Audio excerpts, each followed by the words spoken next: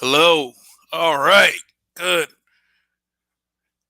Welcome to another Any Given Sunday on Black Men Being Brutally Honest. Thank you for tuning in tonight. Um, Shout out to Theory of Everything, Just Being Jazzy, and War Child Games. I am Kev, your weekend warrior. And, just bear with me for one moment. Let me let everybody know on Roger Stream that things have gotten started over here. Uh huh. Yeah. So, yeah, he still got it popping over there. So, yeah. But tonight's topic is we are who we choose to be. And basically, this is uh, broadcast that is high key about accountability. Just to me, there as an adult, there's no way around that. It's time for us to. I feel like, as a people, it's time for us to start adulting, and that's one thing I feel like we need to discuss here, and we need to discuss it as men, and we need to discuss it as people. So, okay, let's see what is happening. All right, George Fraser. Shout out to George Fraser. Thanks for coming by. Yeah, Roger must have told y'all I was over here. So go and drop that link. Get here. And this is how we do it for the habitual line steppers. Okay. All right, just bear with me. This is going to be a great show. I've been having some great shows lately. Friday night was my best show ever. I would have to say. Uh, yeah, I mean, I'll go ahead and be one of the ones to admit when you put Kevin Samuels in the title that it does help the algorithm quite a bit. But I was like, for those who tuned in on Friday, wow, I was very happy with that. And it was, it was something that I was very, elated to not only be a part of, but it was a live stream that I was, glad to have done myself. So it was great stuff, man. It was great stuff to be able to be in front of that many people. And I'm just like, I'm speaking as a guy that I'm used to. I have a big mind. I have a vast vision for what this could all potentially become. With not. Oh, oh man, I wonder how long. Oh damn, get off me, cat! Hit my microphone. But yeah, like I was saying, what like with Friday night, it was great to have a really popping big live stream like that to happen on my channel, and it's kind of a foreshadowing of what the future brings. Being able to throw more live streams like that and building up and being able to do things like that. Not based on the weight of the viral superstar, so to speak, but my own levity, because I have a really big vision for what's going to happen with the habitual line steppers and myself. So let me give long live the habitual line steppers before we really get things rolling here. Okay, all right. Yeah, so like I said before, the stream is we are who we choose to be. Basically, I was saying that that really is pointing toward accountability amongst our people, and the problem has been expressed in many circles is that there is a lack of accountability amongst our people, and there's complaints about it from all sides. I mean, we can talk about it from a diverse array of things. It's a problem with that happens with our women, and we do talk about that quite often. And the lack of accountability is present within men as well. And at the end of the day, the group that is most affected by the ignorance are the children. And then, children who are surrounded by dumb adults grow up to be dumb adults. So, anyway, I hope everybody had a great weekend. If you're here watching, hopefully nothing bad or stressful really happened. I mean, but that's just kind of how life is. When you choose to do certain things in your life. But yeah. How about it though?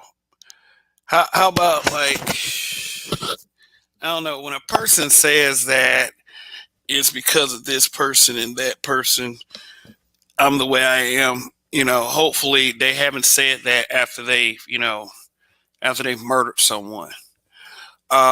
If they're hurting themselves, I think there is still that chance for redemption. But um, if their hangups result in the harming of individuals, especially ones that don't have anything to do with it,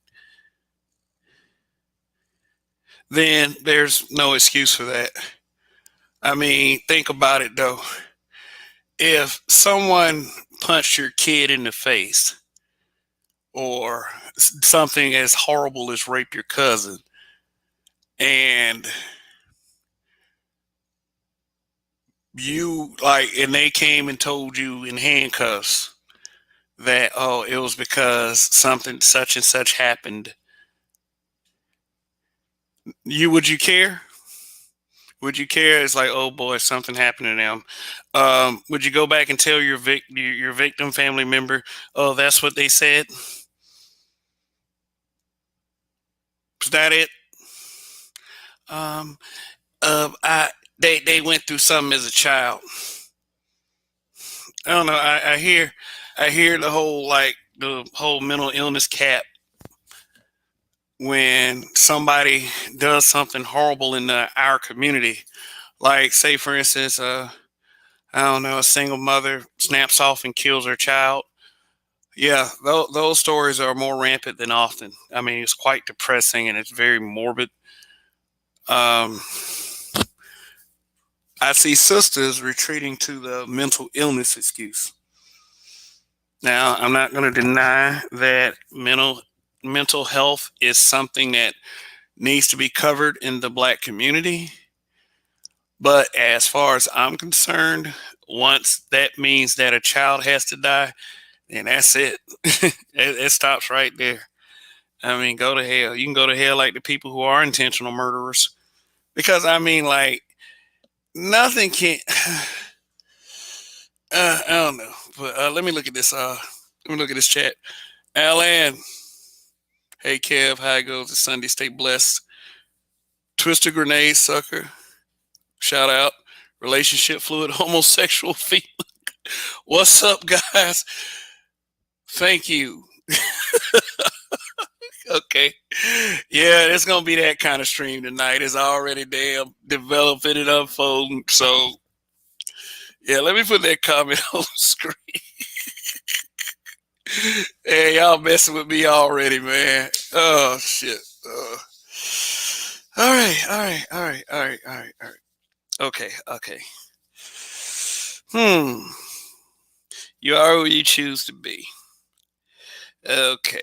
Let's talk about, let me think of an archetype off the top of my head, because I don't do these streams with a bunch of notes and a whole lot of plans. I mean, when they're like Friday's broadcast, like the topic of the week, yeah. Whoever the topic of the week is, which is happened Friday, and that could be a very popping stream. Saturday will, probably be a little bit on the low, like on the just kind of a chill end, and any given Sunday is any given Sunday. Well, let's think of an archetype. This might strike some nerves a little bit. A baby father, your typical average baby father. You know, baby fathers happen when baby fathers happen when I don't know, a guy decides to have unprotected sex with a female, or that's such horrible framing. I'm sorry. I do apologize for the intelligentsia in our audience.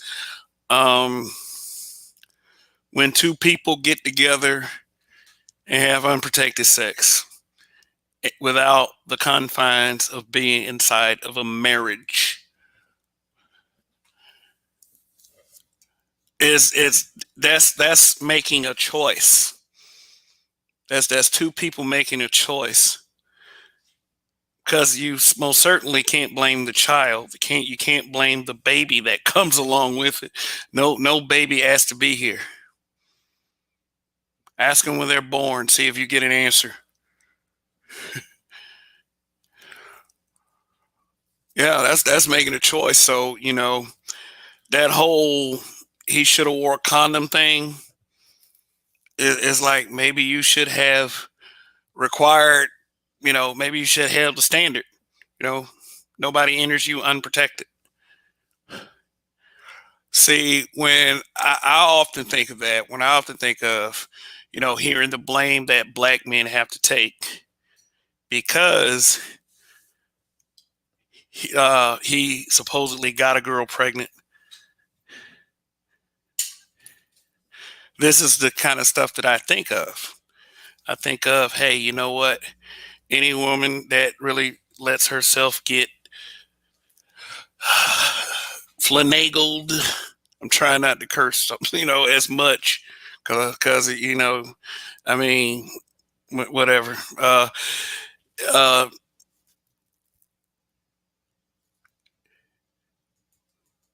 if you have sex without any prevention method, then you're responsible, male or female. You chose a fate. It's like rolling the dice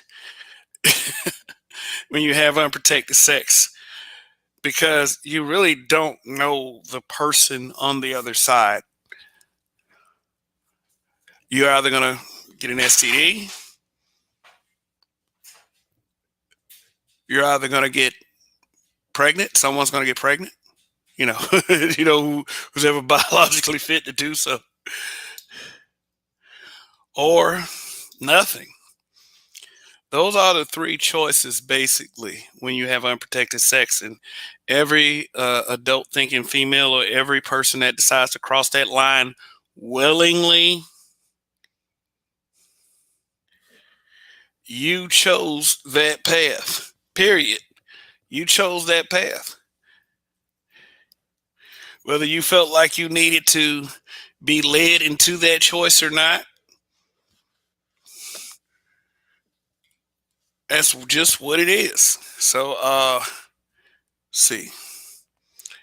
Relationship fluid homosexual female. Thanks for the super chat. No commitments, no vetting. Let them raw dog after a month. I'm strong. I can do it on my own. I have no morals, ethics, or standards. Come on, Pookie. Hit it raw. What leads a person into the realm of no choice? Shout out to Sheed, we here. What leads a person to the realm of no choice? I can't think of anything that could be without it becoming criminal. I can't think of what that possibly could be. It's like when you have no choice. I mean, outside of, like, if something happens like cancer, because cancer just can't walk up to you and jump inside of you. That just happens through whatever process that happens inside your body. But we all, like, outside of criminal and outside of it was just meant to be. Man, you have a lot of choices. You have free will. It is believed in spirituality that all humans are sent here with free will.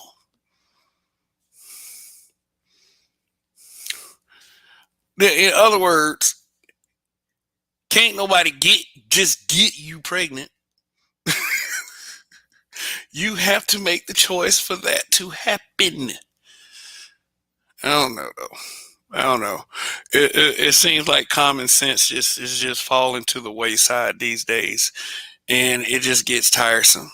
Yeah, it's exhausting sometimes. It's exhausting to see how many people in this world, period, because of access to social media, that will pass the buck, pass their choices off on someone else, or pass their choices off on a group of people.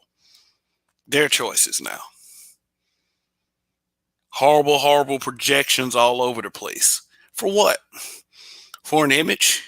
An image you can't fix anyway?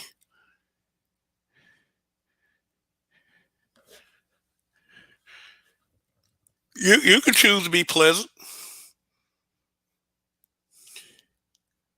I had a woman, me and a woman had a conversation. I try to be very vague with names. We had a conversation a few years ago. She was talking about men this, men that, men.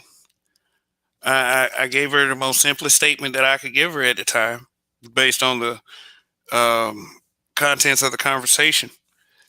I basically told her, if you want men to react positively to you, don't be a bitch.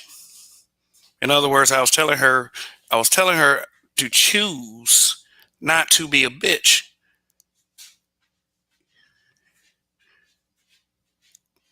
Honestly, I'm for real. I used to walk around, I would never smile, you know.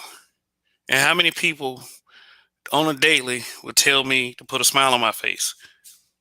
And I just look at them and I tell them I choose not to smile. Shout out Absalom Pianki. Shout out, brother. I made that choice. It feels weird when people like try to make those kinds of choices for you. Is it anything? It's like say if you choose to, like, I would say I like walk with kind of a, I don't know, pimp stride, and then they tell you, man, you better walk straight. What do you feel like immediately doing what that person says? Like, I don't know, like, just search your feelings. Some of y'all might say, hey, I don't mind them. I probably had to start to straighten up. But search your feelings. You probably be just in one moment, in the lightest of instances, became that person's bitch.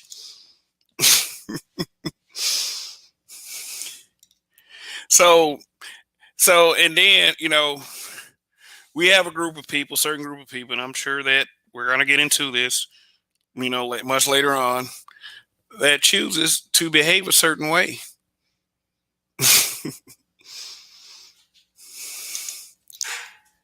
And then when they are checked, they have that "you can't tell me what to do" attitude. But then when something happens with them, then they can't take accountability for that choice then. So how funny is that? People don't like being told to do, but then always passing their choices off on everyone else. You're a person that doesn't like being told what to do, remember? So how can you lack accountability if you're making all these choices?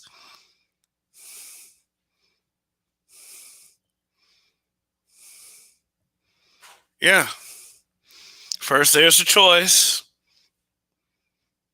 then there's the consequence, and then there's the accountability. Choice, consequence, accountability. CQA. I'm not doing no seminar shit. But yeah, there's a choice, then there's the consequence, but then when it gets to the accountability though, and it gets to the accountability, what's so wrong with a little accountability? After a choice that you made, what's wrong with it?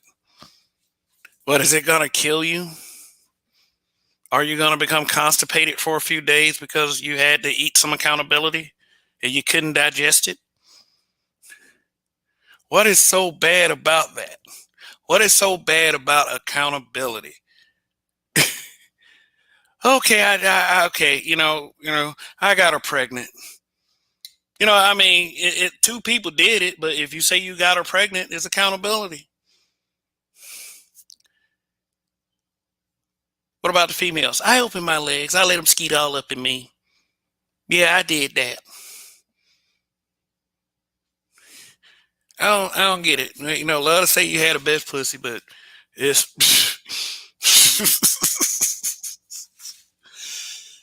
oh god. I don't know. Maybe we'll get it right one day. Uh, some of us believe that burning it because we keep making stupid ass choices that we should just burn it down. Burn this motherfucker down. Yeah, let me take a puff real quick.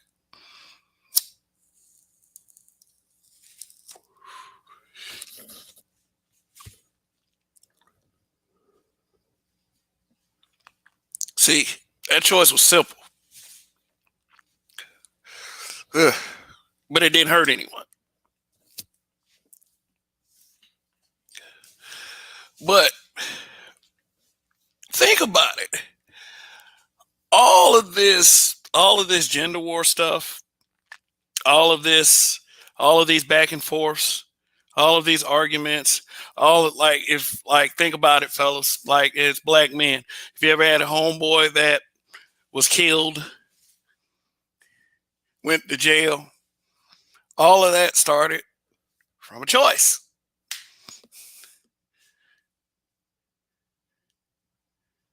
If better choices were made, then and I gotta admit, if better choices were made, some of those guys would still be alive. Some of those guys would be on better paths instead of going to prison. This a lot of BS. Just a lot of BS could be prevented if better choices were made.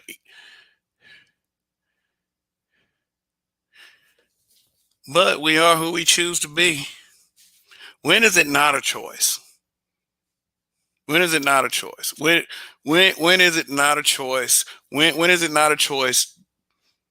When is it not a choice to be who you are? I don't know. Maybe I'll get that question answered tonight.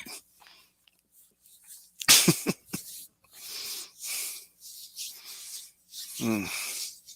When is it that you had no choice? I don't know. Let me think of a no choice scenario. Like, I don't know. My daughter is inside of a burning house. I had no choice but to run in there and save her. Now, that didn't actually happen. I'm just picking out a situation.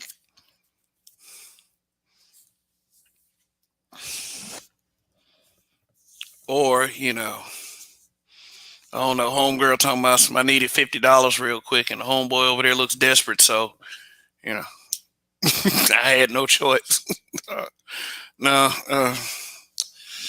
yeah. Hmm. I commend those kind of. I mean, not the $50 desperate thing, but when you didn't have a choice but to do something like go save a person's life, when you felt like it's still a choice at the end of the day. But if you feel like you had to, feel like you had to put your body on the line to make the choice so that someone else could see another day. But still, that's a choice. When is it that you have no choice? Yeah, when a gun is to your head. Yeah, I would suggest you do the smart thing and try to live. When someone has a gun on you, I would never recommend that you try to be a hero, but that, of course, is your choice as well. If you think you can disarm that person, you go right ahead. That's a choice that you have to make. Some people choose otherwise. Some people choose not to do anything.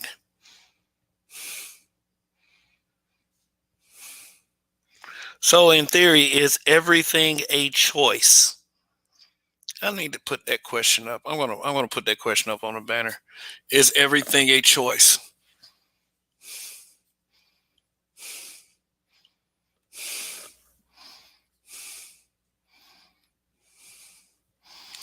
Good decisions, bad decisions, all choices.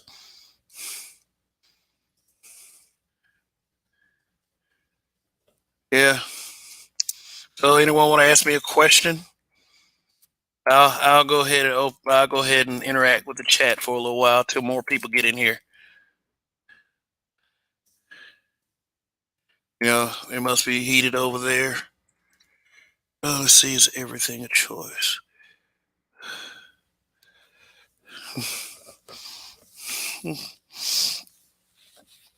All right.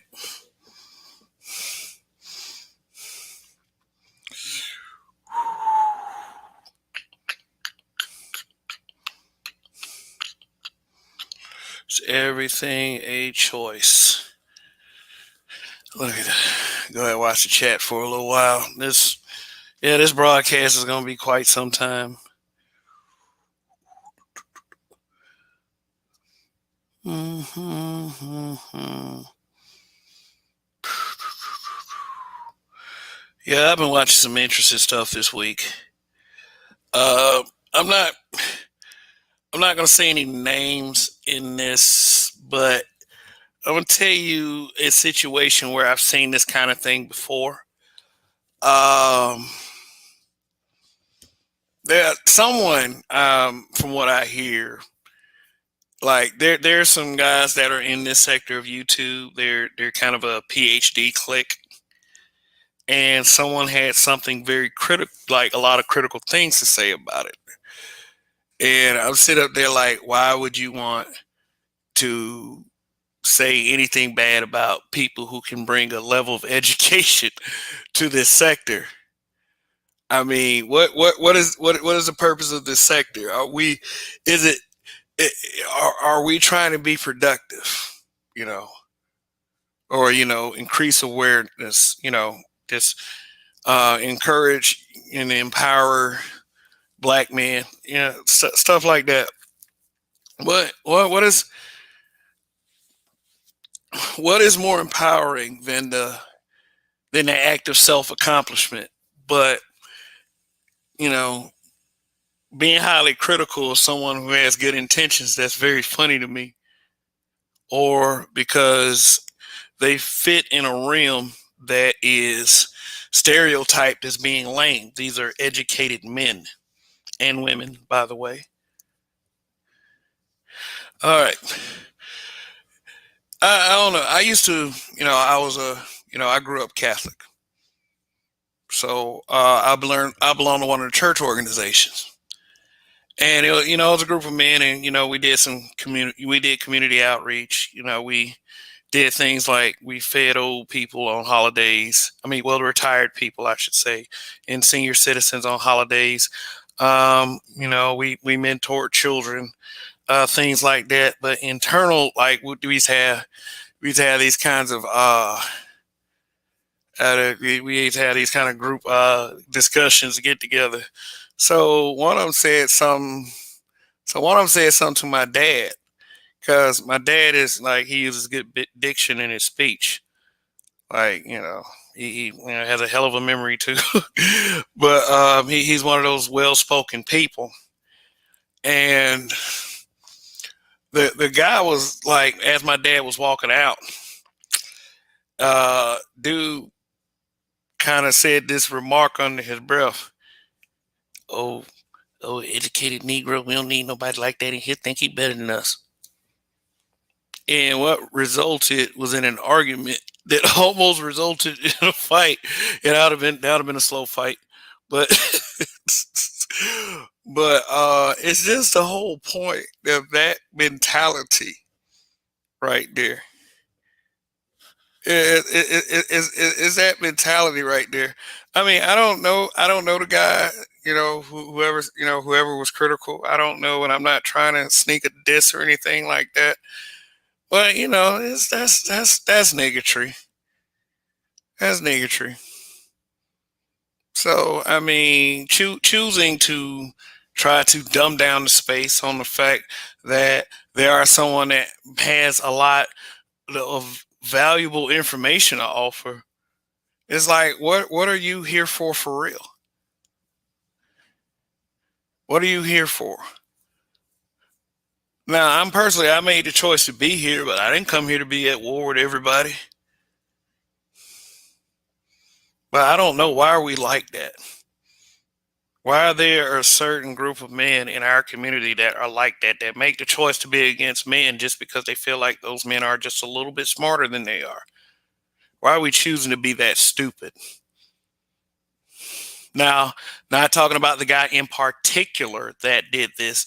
I'm talking about people I've run across with this mentality. It is a certain mentality that goes along with it. Some guys are more just brash than others. What makes what makes what makes us go after the smarter class of people though? A smarter class of black men, more accomplished. I mean, not even so much accomplished. They've just we just do more stuff with our minds. Besides think about all the bullshit that we can get into. I mean, I didn't like hearing that. I didn't like hearing that. I don't like hearing that at all. You know, it's an interesting group of people. Hmm. Just like that, when Ice Cube presented that contract with Black America, how many people were interested in the people who actually helped Ice Cube with that contract with Black America? What that contract with Black America was all about. You know what a lot of us did? We made the choice to shit on that man. He trying to go down the Trump. Hmm.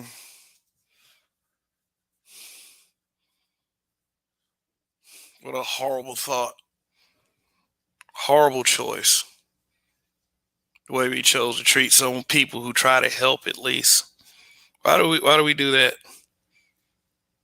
Pete, we a lot of us, and I'm gonna say black men in particular, some of us need to understand and realize that it ain't all about one singular individual. One singular individual's ideas. It's like we're a collective of ideas, a collective of great ideas, and those ideas have to shine. But when we got stupid fuck shit going on,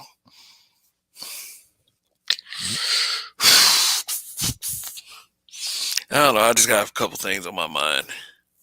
That's all. On any given Sunday.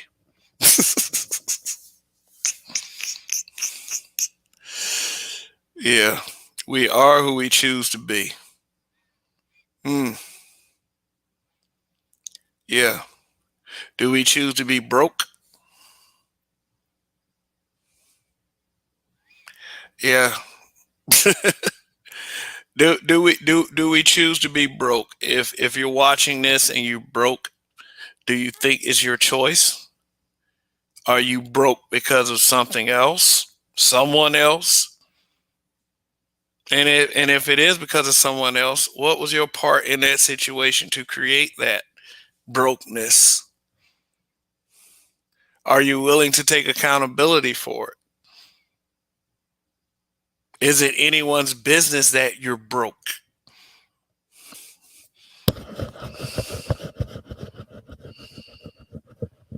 Mm. Yeah, I hear broke a lot. I brought up broke. Broke is like one of the bigger shaming tactics that people use in conversations. Anyone telling any kind of raw truth,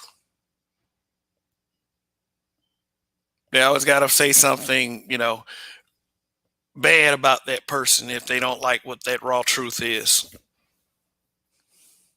And then guess what? One of the words that come out of the mouth is broke.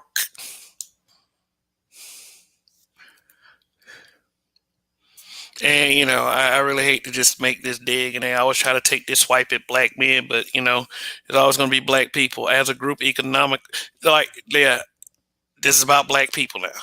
As a group, economically, can we compete with any other group? So why is any of us calling anyone broke?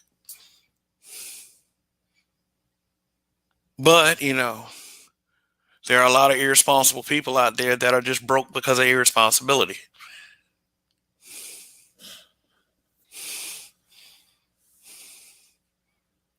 Shout out. Got some shout outs here. Rogish the Build Monger. Catching it from the gym. Great build fam. Yeah, I guess. Raining Woman. Greetings, Kev. At Black Men Being Brutally Honest and Everyone. Yeah. I'll just sit that up there for a second. I wish StreamYard did do those squares and could show y'all emojis. Or I'll be posting some of them too.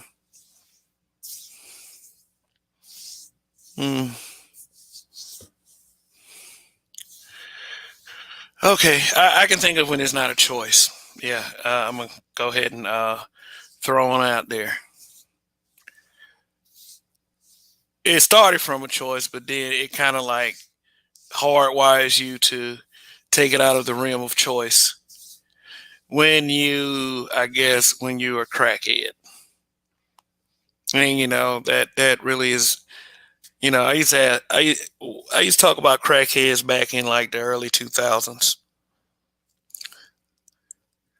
Like, and when I was saying it at the time, I was being very insensitive and cruel about it, yo.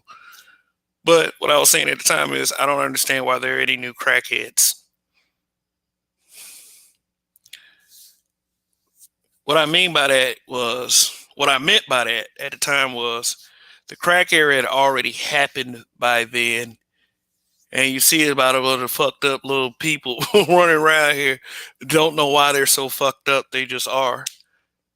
Because they were babies from that shit. Yeah, and still, you still hear about people actually trying it first. And it's one of the most ridiculed things on the planet to actually be a crack smoker.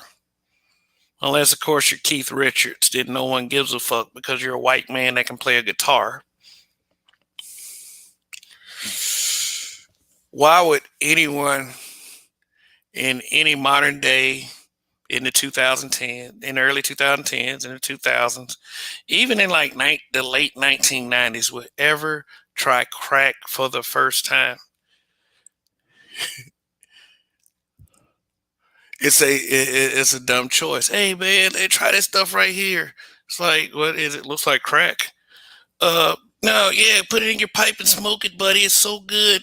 Oh, okay. Well, I'm gonna ignore every comedian and PSA on drugs. Like,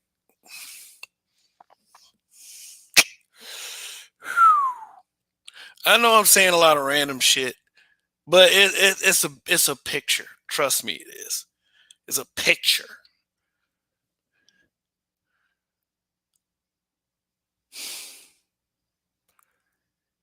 Hmm.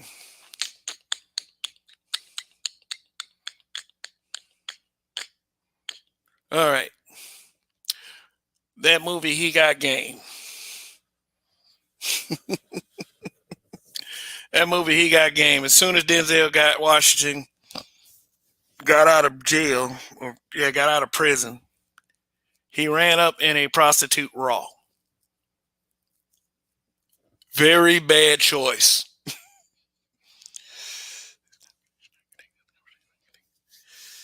Yeah. Why would you make a choice like that?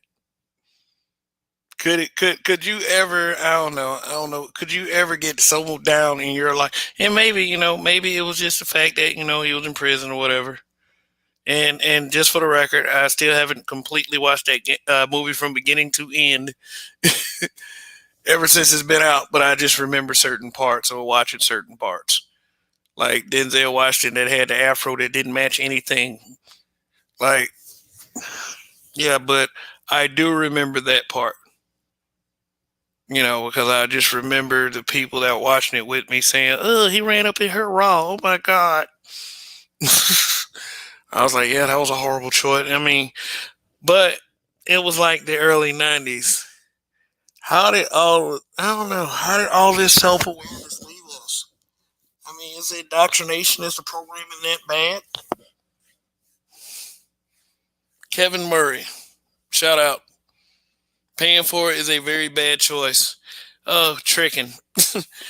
Oh man, in this space there are so many opinions about tricking. I don't know. I came from the school of hard knocks. Like I was always taught that the real victory isn't getting it for free. Getting it for free, I mean, putting it in the context of, having her actually willing to do all the things that you want her to do rather than paying for it. Some of these dudes ain't got no shame. I understand if you just got it like that, then at a certain level it can't be really seen as tricking. I mean, think about all those wealthy billionaire guys that got those women around them. Do you think that they're because they grew up as friends? You know, oh man, I knew when I met you in first grade that you were gonna be beautiful, so I said, hey, you know. Or are those women that they didn't know previous to that?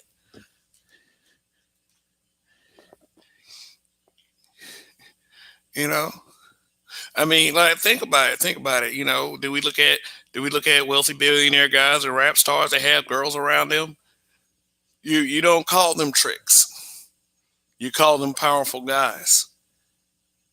And at their basic core, they're probably just tricks. I'm not hating on them, but hey, you know what? With those women be around them, they didn't think they could get anything out of it.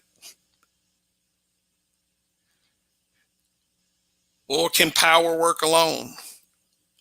I mean, it has to be some gain from it.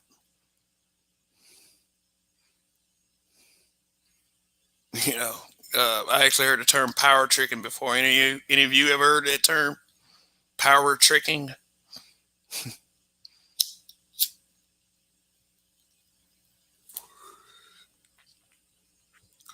Yeah, but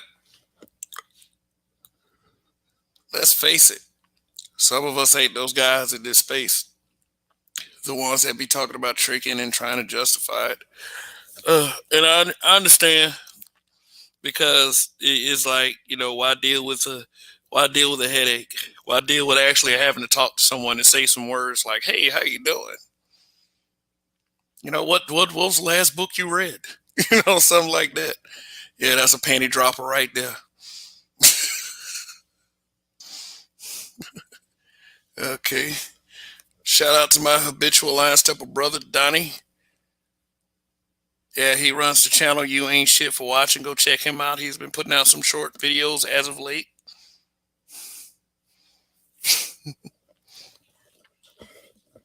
Mm, yeah.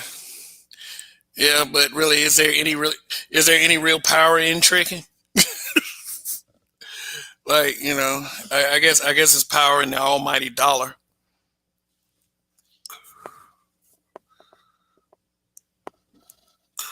Hmm. Yeah. Tell you about a choice that I made.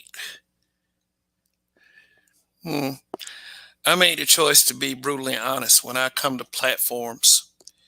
You know why? It's just no other way for me.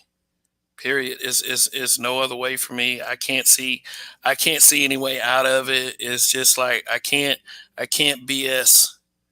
I can't do any of that. And the reason is like, how else would I feel like that I would ever be taken seriously? It's it's a respect thing, basically. It's a respect thing. If I didn't come brutally honest, I'd be a bullshitter just like everyone else. I mean, there and who am I to be in a position to say anything about anyone? But there are a lot of guys who ain't who they say they are. It is, and the more and more you can always tell who they are just by the way they talk.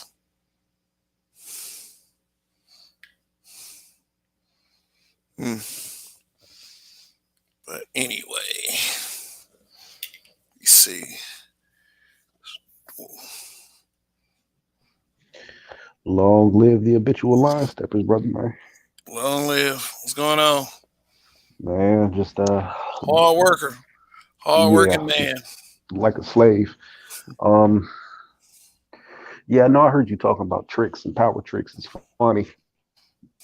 Mm-hmm. Because I was actually talking about it with a buddy earlier today while working, and really the dynamic with tricks is these are a lot of dudes who are in the friend zone who feel like they have to spin in order to get the panties.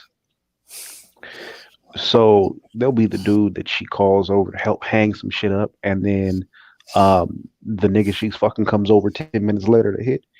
These are Mm-hmm. those type of dudes. So they'll often spend their money in order to impress the girl, to show her that they can be of some use or some value to her.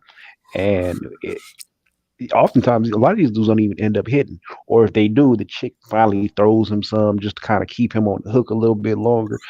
So it's really a sad thing when motherfuckers run around talking about tricking, and ain't no such thing. Tricking ain't all that bad. You have to go and pay for the nookie. Now, I am going to differentiate it from a dude who, and mind you, I don't participate in this, but maybe a motherfucker who had a long day and he just said, "Fuck it, I'm gonna call a woman over and pay for some sex." They are a trick, but it's a different dynamic from a lot of these motherfuckers running around tricking on women trying to impress their way into some panties. Mm-hmm. Impress. I mean, have we no dignity? No, a lot of these dudes don't have dignities. That's why they do the shit they do. Mm. Think about it. Have you ever heard of a dude who? Oh, okay. You know what? DJ Academics. He was fucking with that chick, and he bought her a whole car, and she left his ass. Mm. Mm. Mm. Well, Mm. people will go and they'll take a chick out first date, second date.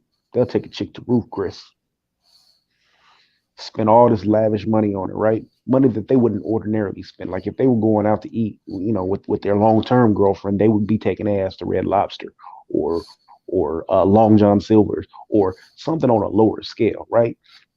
But to try and press their way into a chick's panties, they'll take that bitch to Roof Chris, where it's $50 for a steak. So then they'll spend that money there. They'll take her somewhere else. They'll spend money on her there to impress her, and hell, they might even give her some cash. And at the end of the night, she gives you a kiss on the cheek and calls another nigga. Mm. Mm. Mm. Yeah, don't be that guy.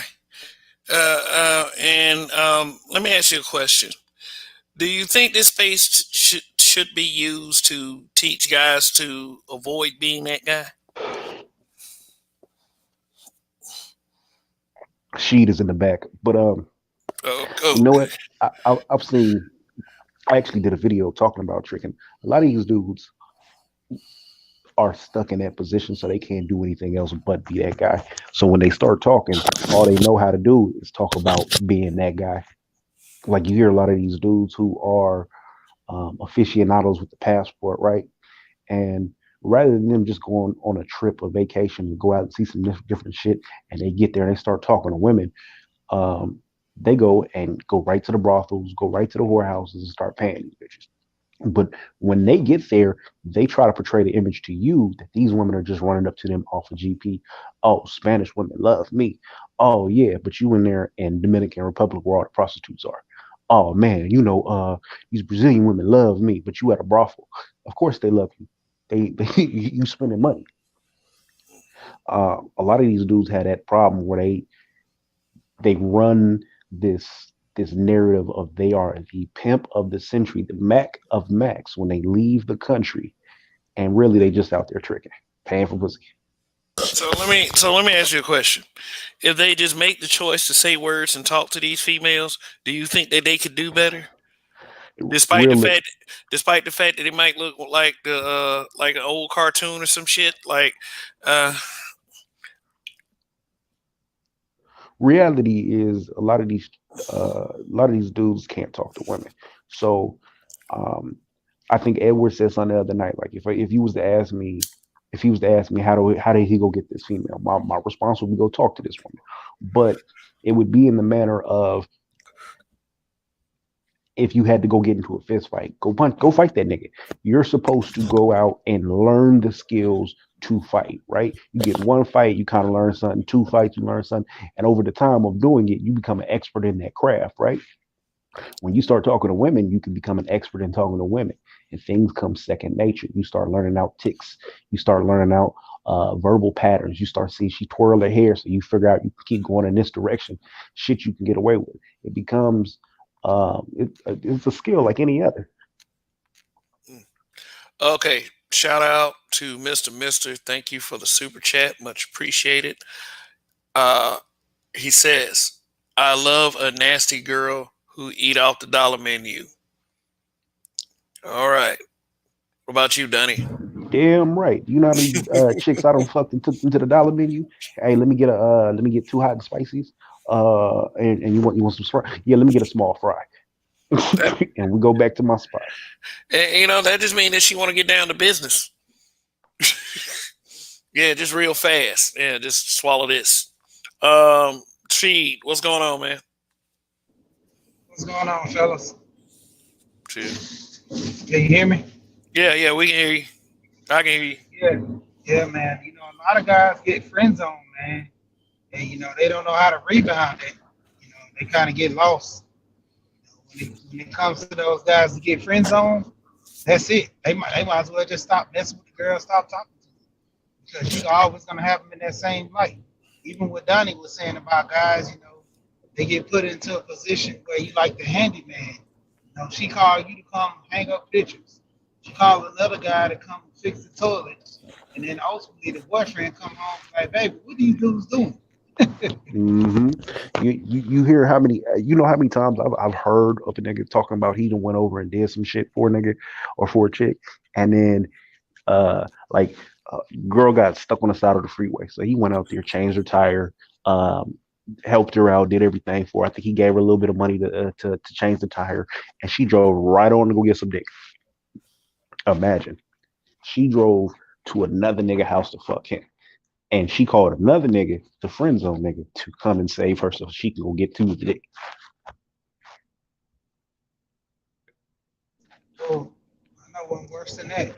You'll have chicks that'll go on vacation with dudes, Oh telling them, man. plan the vacation and all that. Everything cool, we friends. And the dude, you know, he at the point where like, yeah, I'm gonna get me some and all that. And they hit him with that, it's that time of the month.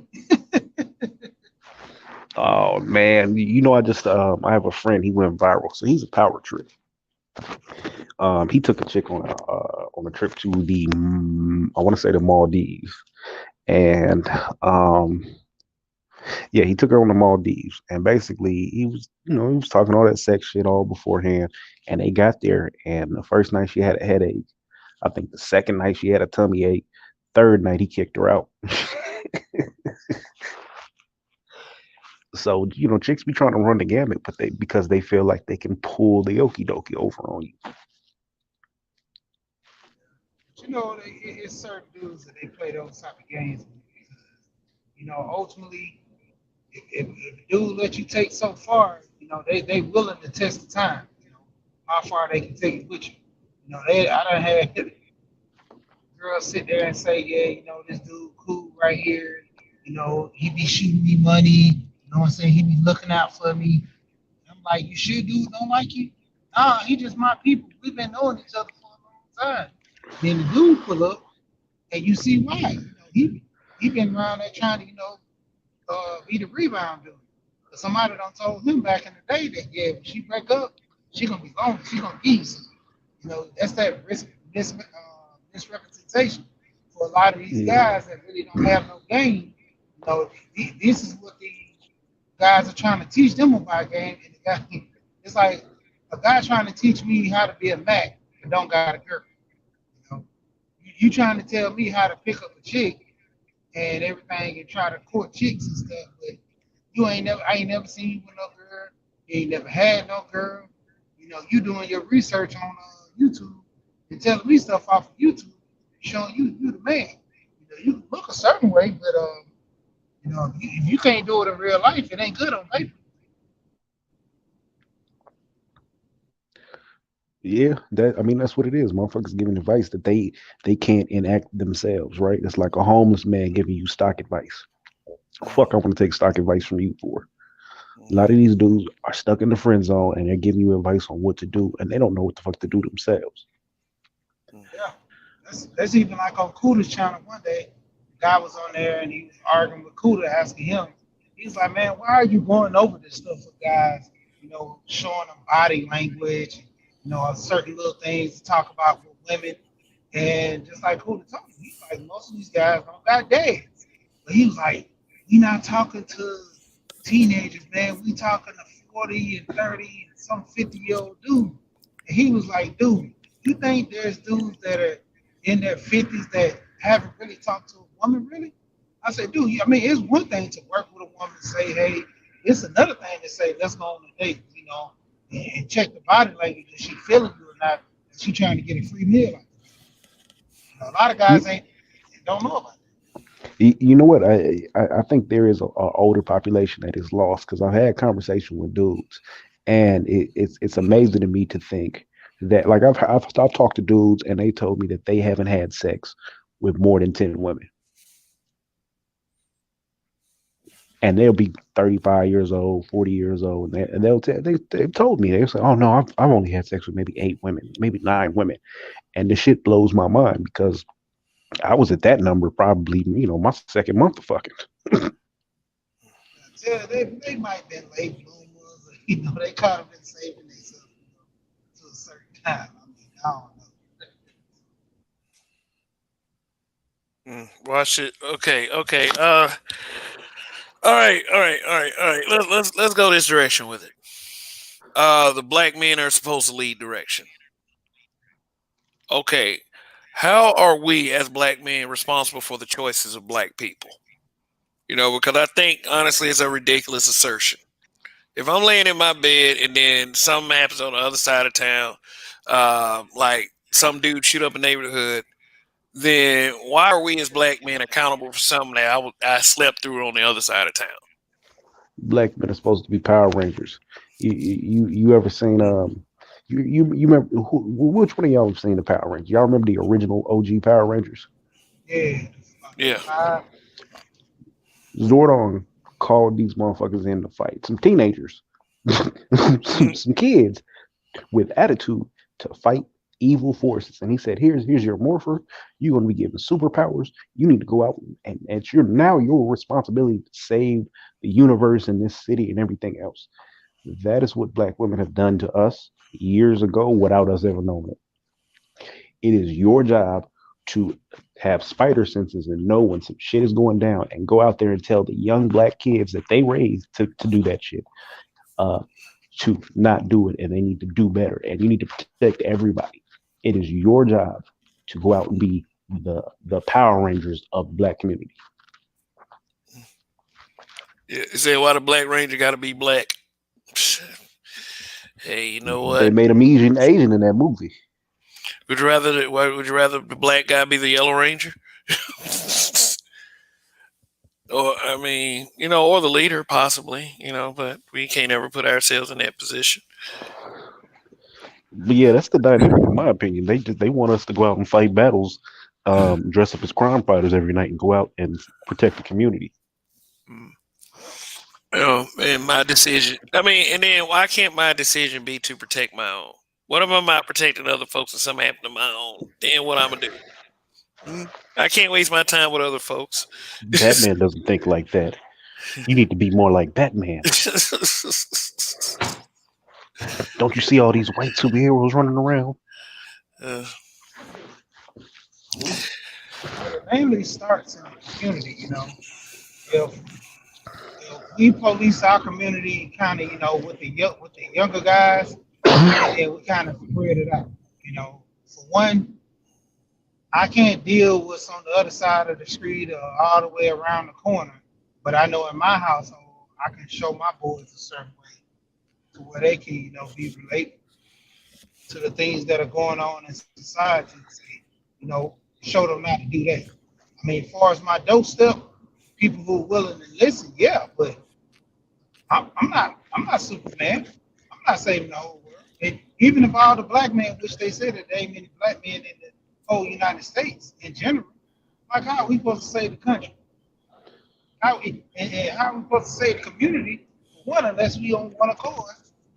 Like when it comes down to it, like what superpowers do we have to kind of do things like teach my kid how to be a man, since I couldn't choose a daddy for him. Like, Yeah, that's the other kicker.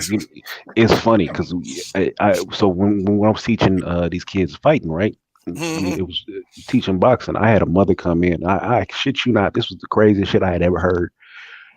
She couldn't pay the dues, and I was like, listen, uh, we love having little, we love having your little boy here, right?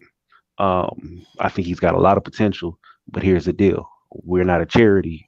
We need money to operate. If we don't take money, the building shuts down. So he's welcome to come on the free days, which was a Friday after 4, 4 to 6, or Saturday morning whenever we had the gym open, whatever. But I was like, he can't attend the classes because we don't pay. Do you know that this black woman told me that he should be in there for free because he's a black child, and me as a black man, it's my duty to help the community out. She's just a single mother, so really she shouldn't have to pay nothing. Imagine thinking that it's my opportunity or my responsibility, should I say, to take care and direct your child into manhood, and you ain't said shit to his daddy about That guy was just there for pleasure. That another shit wasn't even supposed to happen. But but all that shit boiled down to a choice. I'm gonna stick to the theme. I want to use the word choice as much as possible. In fact, I might actually, I'm, I don't know. I might actually go back and count how many times I use the word, because that's what it is. It all boils down to a damn choice. Why can't you choose the other way? And I kind of hold that same deal with choices. When a lot of people always complaining about these women that they're dealing with, a lot of guys, you chose to be with that woman. You knew she had either a big butt, nice body, but she couldn't cook. You chose to be with her. No, ultimately the women are the same way. They it. try to say, well, he's a good guy. I want to change him. He just got a little bad luck. He got a bad baby mama. You know, you chose to be with that man. So when you find out you got to help pay this man child support when you marry him, you chose to be with him. It's the choices that people make. They want to make the sacrifices at the beginning to try to say, well, they're a good person.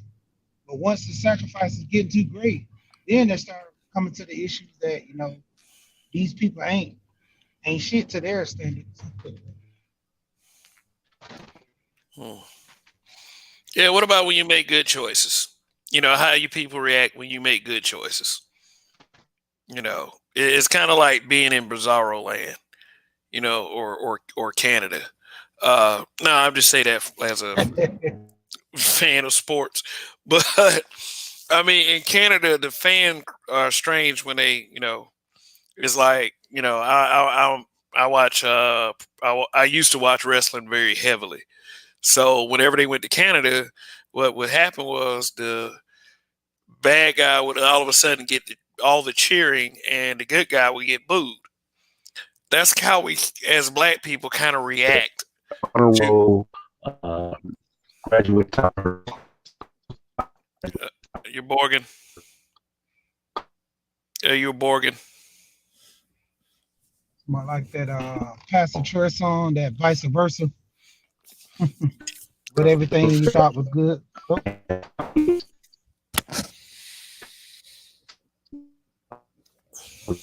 Donnie, you're Borgin. Donnie. you might have to mute him. He's going into his robot phase. Yeah. Screen, I've been doing that lately.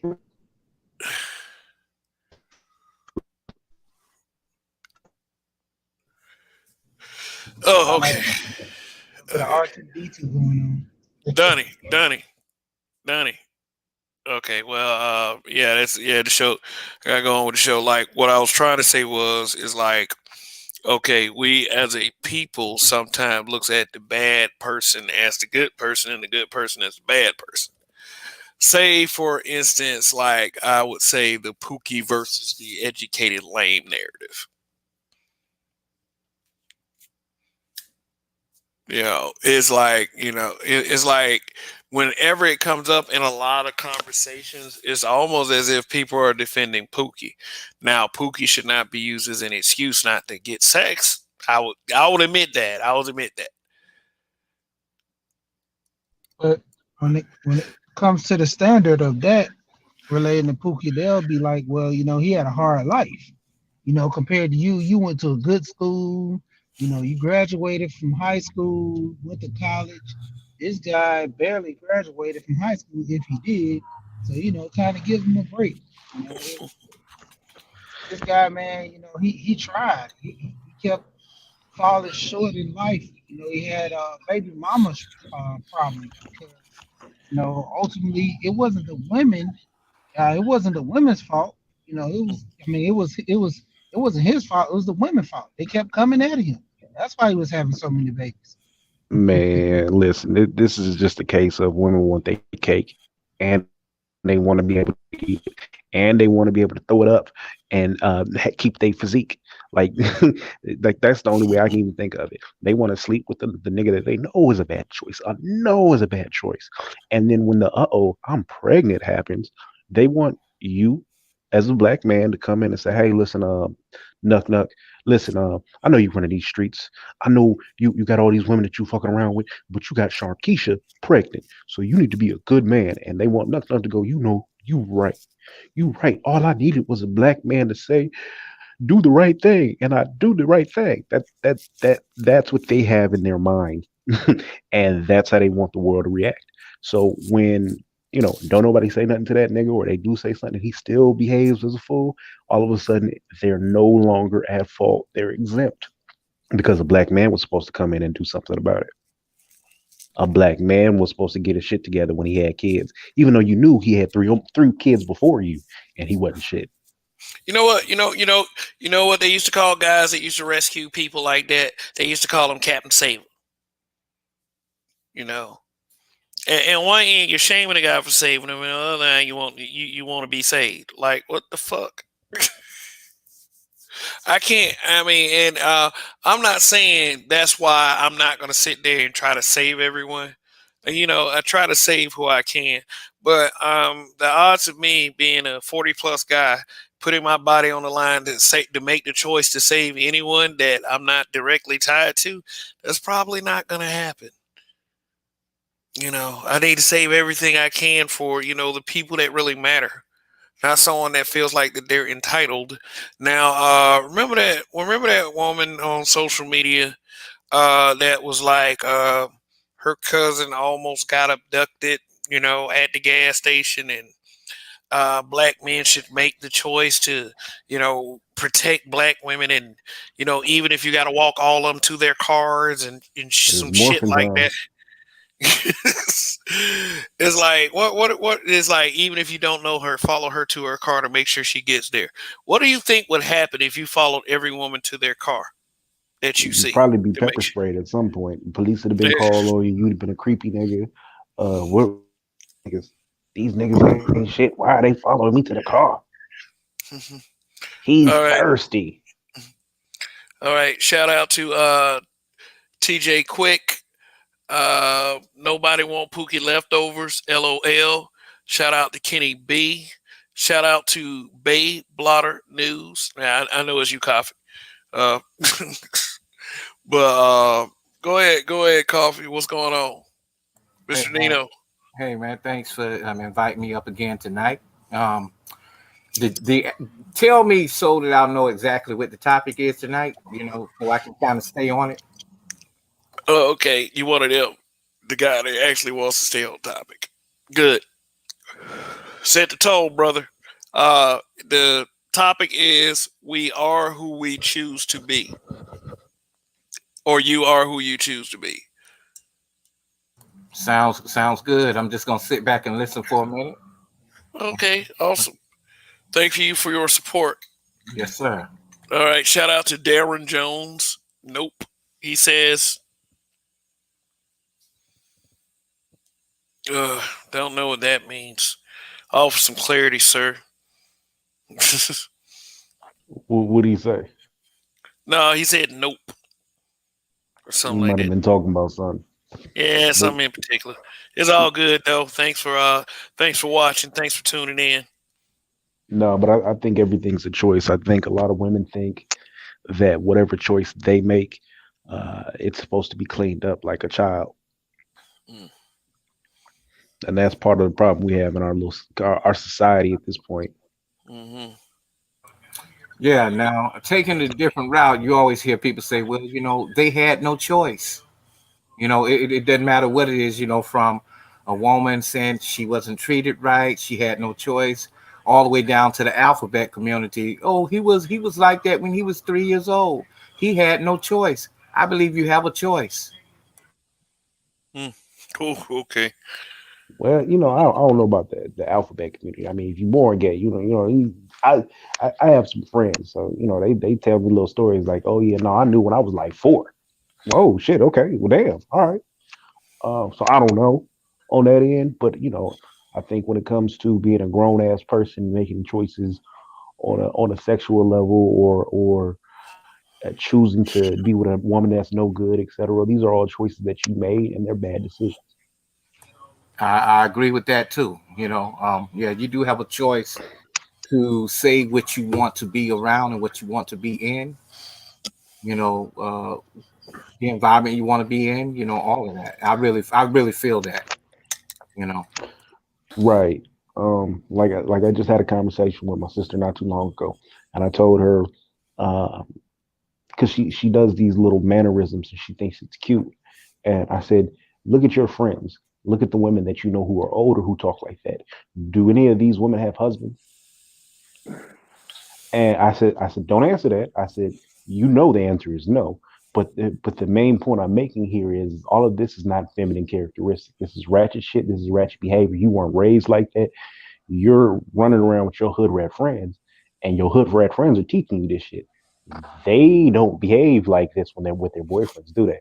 And she had to take that lesson in. So women make choices, and this is just particularly where I'm going with it. But women make choices to do things in a particular manner that scares men off, right? Mm. They behave in certain manners that it's not attractive. Like I just ask you this: any of these fellas on the panel, if you see a woman popping her nails, uh, and long 42-inch weave and neck snapping and doing all this extra shit, do you find that attractive? Sounds like she's making a choice to be a bitch. Right. Yeah, man. You see that a whole lot. I mean, you find a lot of women that do that to to be hip. Amongst other women, and that's what's been taught to act like you got some kind of control. To pop back. How I've seen women when they talk to you, they clapping their hands and shit. The hood rat clap is what I call that. I am not an I animal. see that a lot out here in California. You in California too, right? No, well, not right now, but I actually live in Arizona at this point. So yeah. Oh, okay, okay. What is the black community out there like? How big is it? It's definitely smaller. You have certain areas. You have the south side, some places on the west side is black people, but they're more scattered out. But what I'm saying is more black people are moving out, and oddly enough, more of them are moving out to a city called Maricopa, where it's incredibly cheap to buy a house, but it's kind of further away from everything. But it's more black people moving out. There's a large exodus from California, so everybody is going to Vegas, they're going to Arizona, they're going to Texas. So I'm thinking more black people are going to eventually start picking up and invading the city. Yeah, I think that Arizona is similar to Reno. It's nowhere near like Vegas, but it's like Reno. They got the same thing going on, Colorado, all up through there. But black people are there. Though. I was shocked. Yeah, yeah. What did TJ Quick say?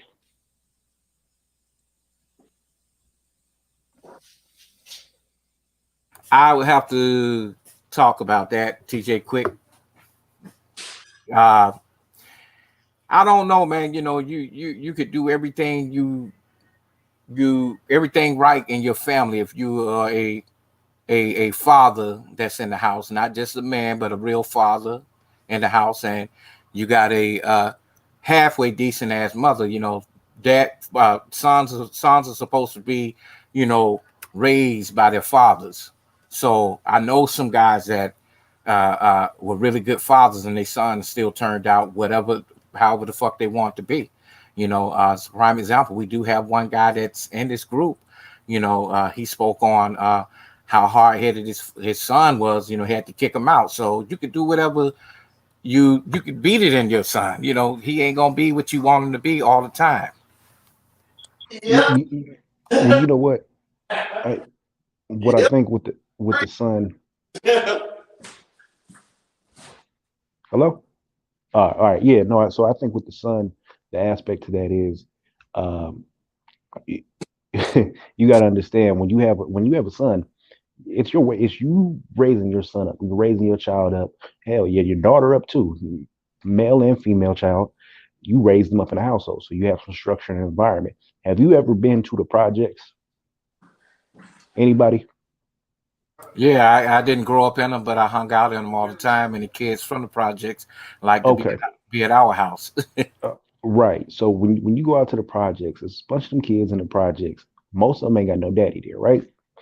What do you see when you walk through the courtyard of a projects? What do you see when you get in the vicinity of project? These kids are outside doing what the fuck they want to do, running around basically lawless and losing their fucking mind because there's no structure in his household, right? Mama can't give them the discipline that they need. So mama will coddle them, mama will teach them some negative behaviors and reinforce some shit.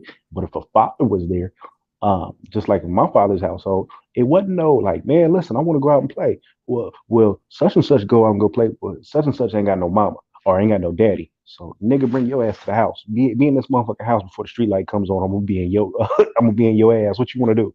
I remember getting hit in the chest because I had friends that could do certain things that I couldn't. And I never understood that until I got older. And it was because they didn't have a father in their house. So things were a lot looser for them. You're right about that because, I know my father, he put his damn fist through my chest if I puffed up at him. You know what I'm saying? So right. I really do appreciate that. However, you still have fathers in the house that, that will probably teach their son all kind of fuckery shit versus going out there getting that lesson. You know what I'm saying? You want your son to be the man that you want him to grow up to be, but it's not always about in the ball. It's not always about what has been taught that a man should do. You get what I'm saying? Because I know some guys that grow up figuring that being able to read 2 and 3 books a day was kind of funny. In the South they thought like that. Before you could even go outside, in my house, shit, you had to read a book. You had to blow your trumpet. It wasn't always about the sports. You know what I'm saying? Do your homework, all that shit. It all depends on like I said, the upbringing and all like that. And even with you can put it upbringing, it only gives your child a fighting chance because I'm one to struggle that way. I mean, brother man wanted to do what he wanted to do, and it just was like that. I mean, I'm not even gonna lie. His mother said that's one reason why she didn't want him at the time because she said she saw it already. And I was just I did my best to steer him right. But unfortunately, he enjoyed a life that, he wasn't exposed to. And I even thought, well, that could have happened to me. But I do admit, I didn't get out and I didn't meet anybody doing dumb shit until I was a lot older. So I figured it was a phase. I guess it was just that people were going through. But I've noticed that, just because you just have a higher chance of success if you keep them in a better environment. Because even I told him, I said, I'm not even gonna lie. I said, man, if dad didn't have you, I would be living somewhere much cheaper. And I'm struggling to do all this because I was trying to keep you out of the hood, keep you away from that lifestyle. Because I know that sometimes as a young adolescent with all the stuff going on, you got so many more distractions than I ever had that, all it takes is a woman to steer you wrong or whatever, or fight you to steer you wrong. And next minute, by the time you realize you done fucked up your whole game plan. which was the reason why he came with you, you're a good father, man. You're a great father. So that's you who I was speaking about. I didn't, because I had never seen you, but I hear you talking all the time on the panel. So I get where you come from. Like, next time you can actually use my name. I don't mind, because I hate to say, I want, if young people can know that, yeah, some of our fathers out here, we were trying to protect you because we realize we can see farther down the line. But I mean, right. Yeah, That's years of wisdom that the father has, and it's like, just like me, I don't have kids. I don't have children, but I've been married. However, you know, I got, you know, younger dudes, you know, that like coming around me, man, because they want to know, hey, man, how did you do this at 16? You know, I graduated high school when I was 16. I had my first job. I had my first degree at 18, my second degree at 21, you know, the next one at 25. And it wasn't just, you know, because I had a fucking matchlet to my ass that I had to do it. It was just something that I needed to do, that I wanted to do, you know. it was a drive in you. Yeah, like I got little homeboys, you know, they every bit of, you know, I don't hang around, you know, a whole bunch of really young guys, man, but they gravitate toward me.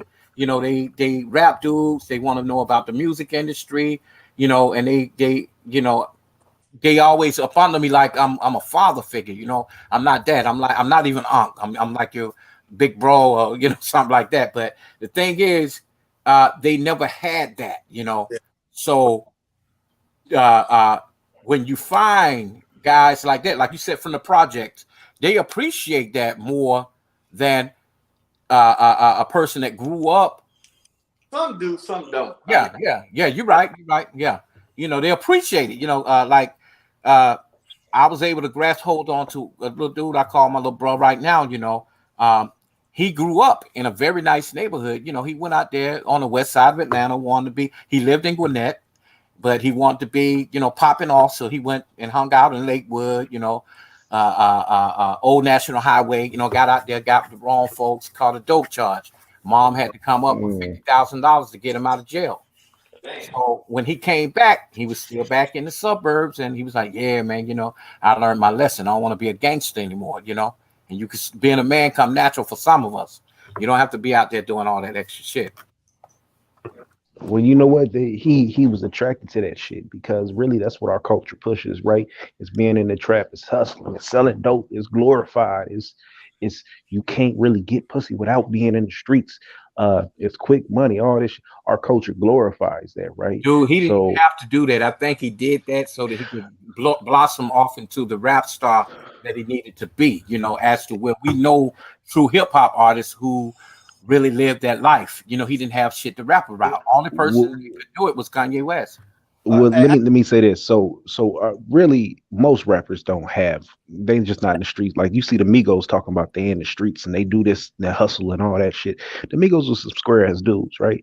Tupac years ago had a song, "Shorty Want to Be a Thug," right? It was a middle class nigga in the song. He was a middle class dude who wanted to be a thug. He went out there to go be a thug. Do you know how many people are inundated in the streets and they didn't have to do that shit? A lot.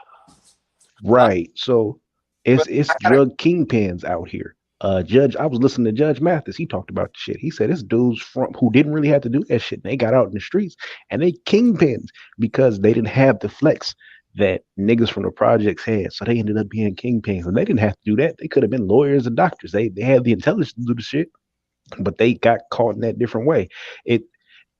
Our culture glorifies the shit. And that's part of the problem we have as a community. Okay. Well, I see that the things have totally changed, man. You know, not glorifying, you know, dope boys from the 80s, but you know, you can see the difference. Rap stars and dope boys from the 80s are totally different from motherfuckers today, straight up, you know. And they did it the hard way. In order for you to be in the music industry, you really had to come with it. That shit was hard. You had to perform your ass off to get that record deal, right? Even then, you know, to be the dope boy, the next dope boy. You know what I'm saying? I'm talking about serious, you know, pushing weight. You know, you got to have really, you know, earned your way up into that. And they took their money and owned businesses. Today, motherfuckers ain't doing that. They done changed the whole game over into the little credit card scheme, which was a gay man's thing back then, but now they do it. Oh yeah, the credit card scams is a yeah. Listen, I ordered I I ain't gonna ordered Christmas. I ordered Christmas off a nigga I know who do them scams. Them motherfuckers is come in handy. But yeah, there was a gay man scamming back. lie. But Donnie, I got a question for you. As a new father, right? Mm, Have you had the dream yet where you woke up fearing for his safety about what not of like factors you can't control, like somebody messing with him out in the streets? no, because Night. because I know the nightmare I was as a kid. So No, I'm talking about like, it all was going on just being a black man. yeah, no, like I said, like I know the nightmare I was as a kid. So I know that's a thing that I have to kind of train him and prep him on early, and just hope he remembers what I taught him and he glides from there. No, But yeah, no, it's a fucked I up situation. thought like unforeseen factors. Yeah. Like he's out and he picks up his cell phone and the cop sees him and he shoots at him. Yeah, it's Yeah. fucked up situation. See, now, see, that's why I tell people. I said people don't realize as a black man, you even think once you have, especially when you have a boy, you always think, God damn, man, it's gonna be all these things, all these. I mean, like he can get caught up by walking down the street with a bag of Skittles. You know what I mean? Yeah. There where he didn't do nothing. I provided the best life. I did all of this. He was a straight A student, and somebody can just come. I mean, these are nightmares that normal white men probably never have. Yeah, no, it's definitely a thing. But my plan on growth for my son is to have him alert and aware of all things from a very early age, right? So my son is 17 months. He can tell you every part of his body, eyes, no, or he can't verbally say it, but you like where your eyes. He's on. If you ask him, where's the color red, he can point it out to you on the flashcard set, right? He knows baby sign language. He does all that. So we're very on the ball in terms of my wife is an OT. But yeah, so we're very on the ball. But my thing is we're teaching my son from a very early age etiquette, behavior, how to deal with certain situations, awareness, and it, hopefully it'll prevent a lot of this shit, right? And it's hard to say when we live in a community in a world where the police can come and they'll say you have a cell phone. But my hope is that what we're teaching him is if he comes into contact with the police, he, to the best of his ability, I guess, he can avoid any dangerous situation. But Let me ask the brother a question with the red jacket on. When you and your son came at odds and y'all had issues and you felt like both of y'all just couldn't be here together because of how he carried on with you, how did you deal with that situation? I mean, because you know that boy, once it's too late, he gonna stand up at you with his chest out. well, he already did. Remember, I told you. I one time, I ain't gonna lie. You pissed me off. I punched him dead square in the chest as hard as I could. He just went back, took the hit like this. I'm sorry, Dad. And I was sitting there thinking to myself, oh shit. You know what I mean? Because he just took the hit and just like, okay, it's cool. And I was just like, whoa. And it was just like, but then I realized that like I tried everything. Punish him out of it, beat him out of it, tried to do it, everything. I mean, like literally, man, it was like the rules got down to so little where it's like, okay, man, let's do what the fuck you want to do. Just do your schoolwork and let me know where the fuck you going. And he couldn't even do that. And and it be like that though. So I ain't even gonna lie, man. I even told him. I said, I ain't even gonna lie, man. I told told my son, I said, I'm just letting you know this. Dad has lived a hard life. You watched me go in and out of jail for the child support with you. You've been at home alone sometimes because I was in jail for child support on you and you living with me. You've seen what I've gone through. You've seen the struggle. You've seen how this, that, and the other. And I told him, I said, man, I ain't even gonna lie, son. I said, the only reason why I'm still alive and breathing is because my goal was to get you to 18, sign over the properties to you, and a couple of days later just disappear. man, Life. I'm not even gonna lie. I know I have other kids, but that was my only goal. And I was like, I'm not gonna lie, son, I put so much into you, and I tell you, it just hurts me to see that you weren't exposed to this.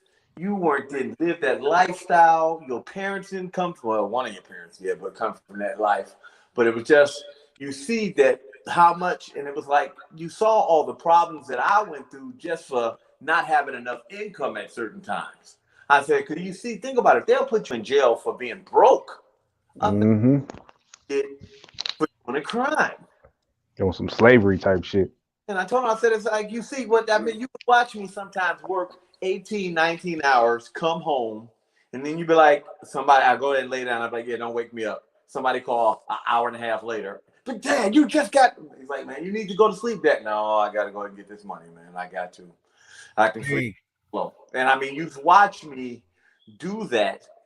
And to pay so much money to do this, you know, I'm in a place where the income is with one person income, and in the fact that I'm being taxed to hell by them to stay out of jail, to live where I live, to pay the taxes and do this. It's like, it was sometimes where if jobs didn't come in, I don't even know how I look back at it now and I'm like, man, it's like I always sit there. My joke was with my friends. I said, they say God won't put on you no more than you can handle. Sometimes I would say, well, what, motherfucker, how much do you think I can handle? And I'm like, my girlfriend's in the other room. She's laughing now because she knows. She's like, God damn, she's like, for you to be living and have gone through as much as you have and have never snapped, I find it surprisingly. Let me ask you something. Did it cause problems for you and your new girlfriend, you know, while you're there? It caused problems because we have a different way of raising, where she's more of a hands-off person and more of a lover / you know, she can handle them not doing what they're supposed to do. Where to me, it bothers me so much when I know how much I'm sacrificing, when I know that it's like I'm not even asking for magna cum laude. I'm like, shoot, man, just bring home some C's.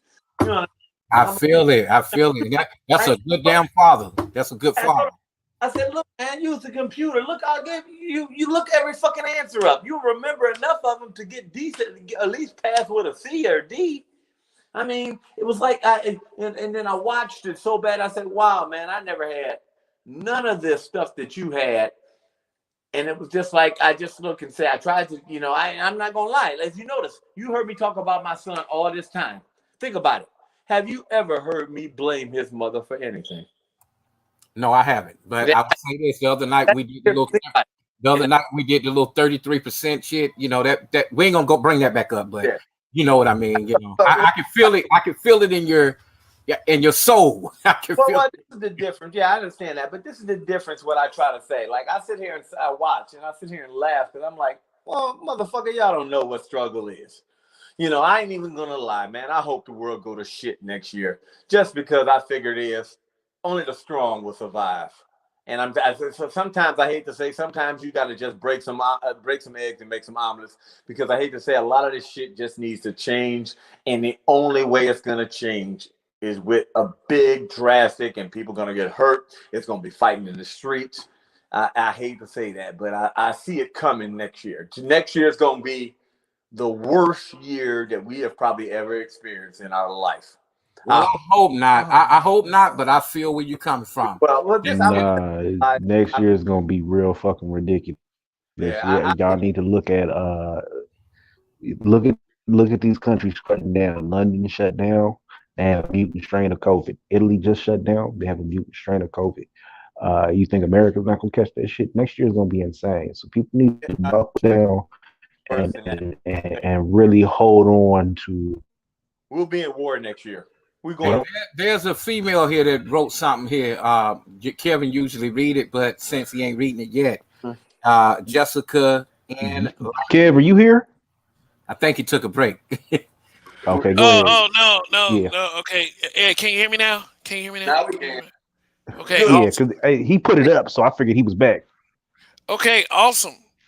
Thank you. All right, let me read it. Okay. You can read? Yes, no. I can fucking read. Let me read it. Here in Cali, you'll have baby mamas deeming whites as value. in return, they are uplifting mixed children over black. I agree with that, Jessica and Light 16. Baby mamas do deem whites at value, and then in return, they are uplifting mixed children over black children. Yet still expect black women to deem themselves as head of their household is sticky. Yeah, that is a real sticky difference. Hey, do y'all agree with that comment? That Yes, sir. I agree with baby mamas. I agree with it because we kind of talked about this last night. I won't get into the last part of it. Yes, it is sticky, but you know, the value of a regular black cow, a full-bred black child versus a mixed child is totally different. That mixed child can turn it on or off, whether she's mixed with Asian, whether she or he is mixed Asian and black or Latino and black, because that's what you see a lot. Mainly black and white mix, you know, they kind of veer to our side, as you know, you get what I'm saying? So they either way it go, they could be black or white, Asian or Latin. So the black child is always valued low. That's a damn In shame. general, they don't want to be.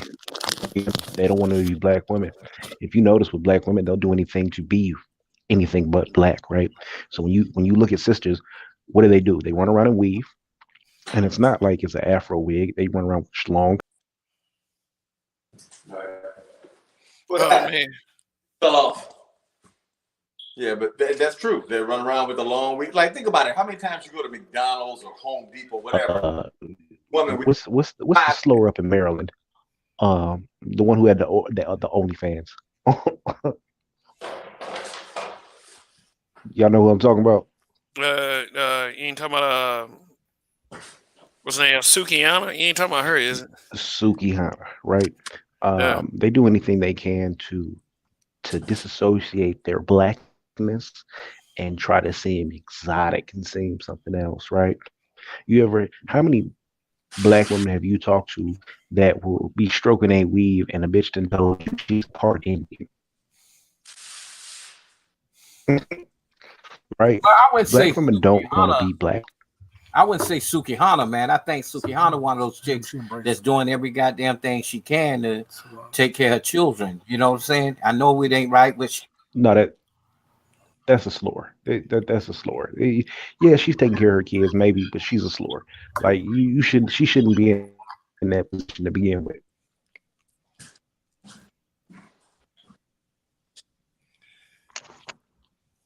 Okay.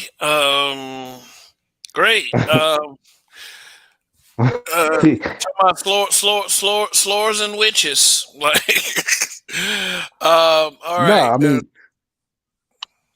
go ahead. but how often is that the choice black women make? They choose to disassociate themselves from their blackness. They perm Oh their yeah, hair, like that. right? Yeah, they got it. Yeah, it's like Like they what? always got like Indian and I'm black and Creole, or I'm black and mix, or Mm-hmm.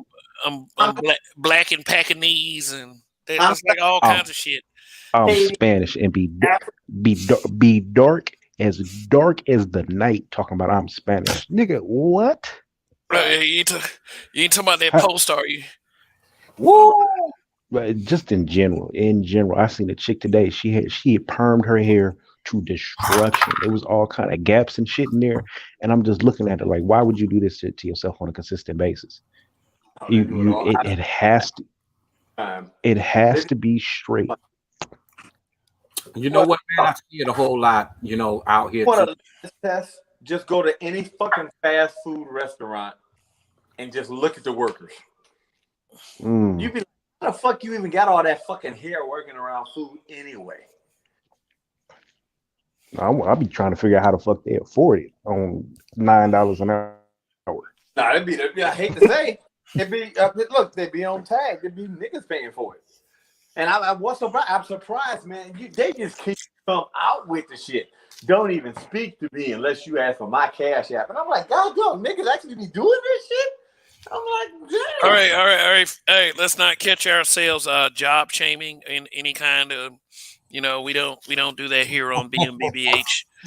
Even if they do work at McDonald's or Applebee's or somewhere like that, I'm we don't. just curious. Our holders. He made minimum wage and got a $500 wig. Well, on. look, let me cut in for a minute. You mentioned something about shit. I forgot. I'll come back. Go ahead. Okay. Asian names or what? I ain't bought it for him. But all right. Why would like? Let me ask you a question. What 2 words you can use to talk about a person that is like that, who wants to disassociate themselves from their blackness? To describe them? Not like that's what I was about to say.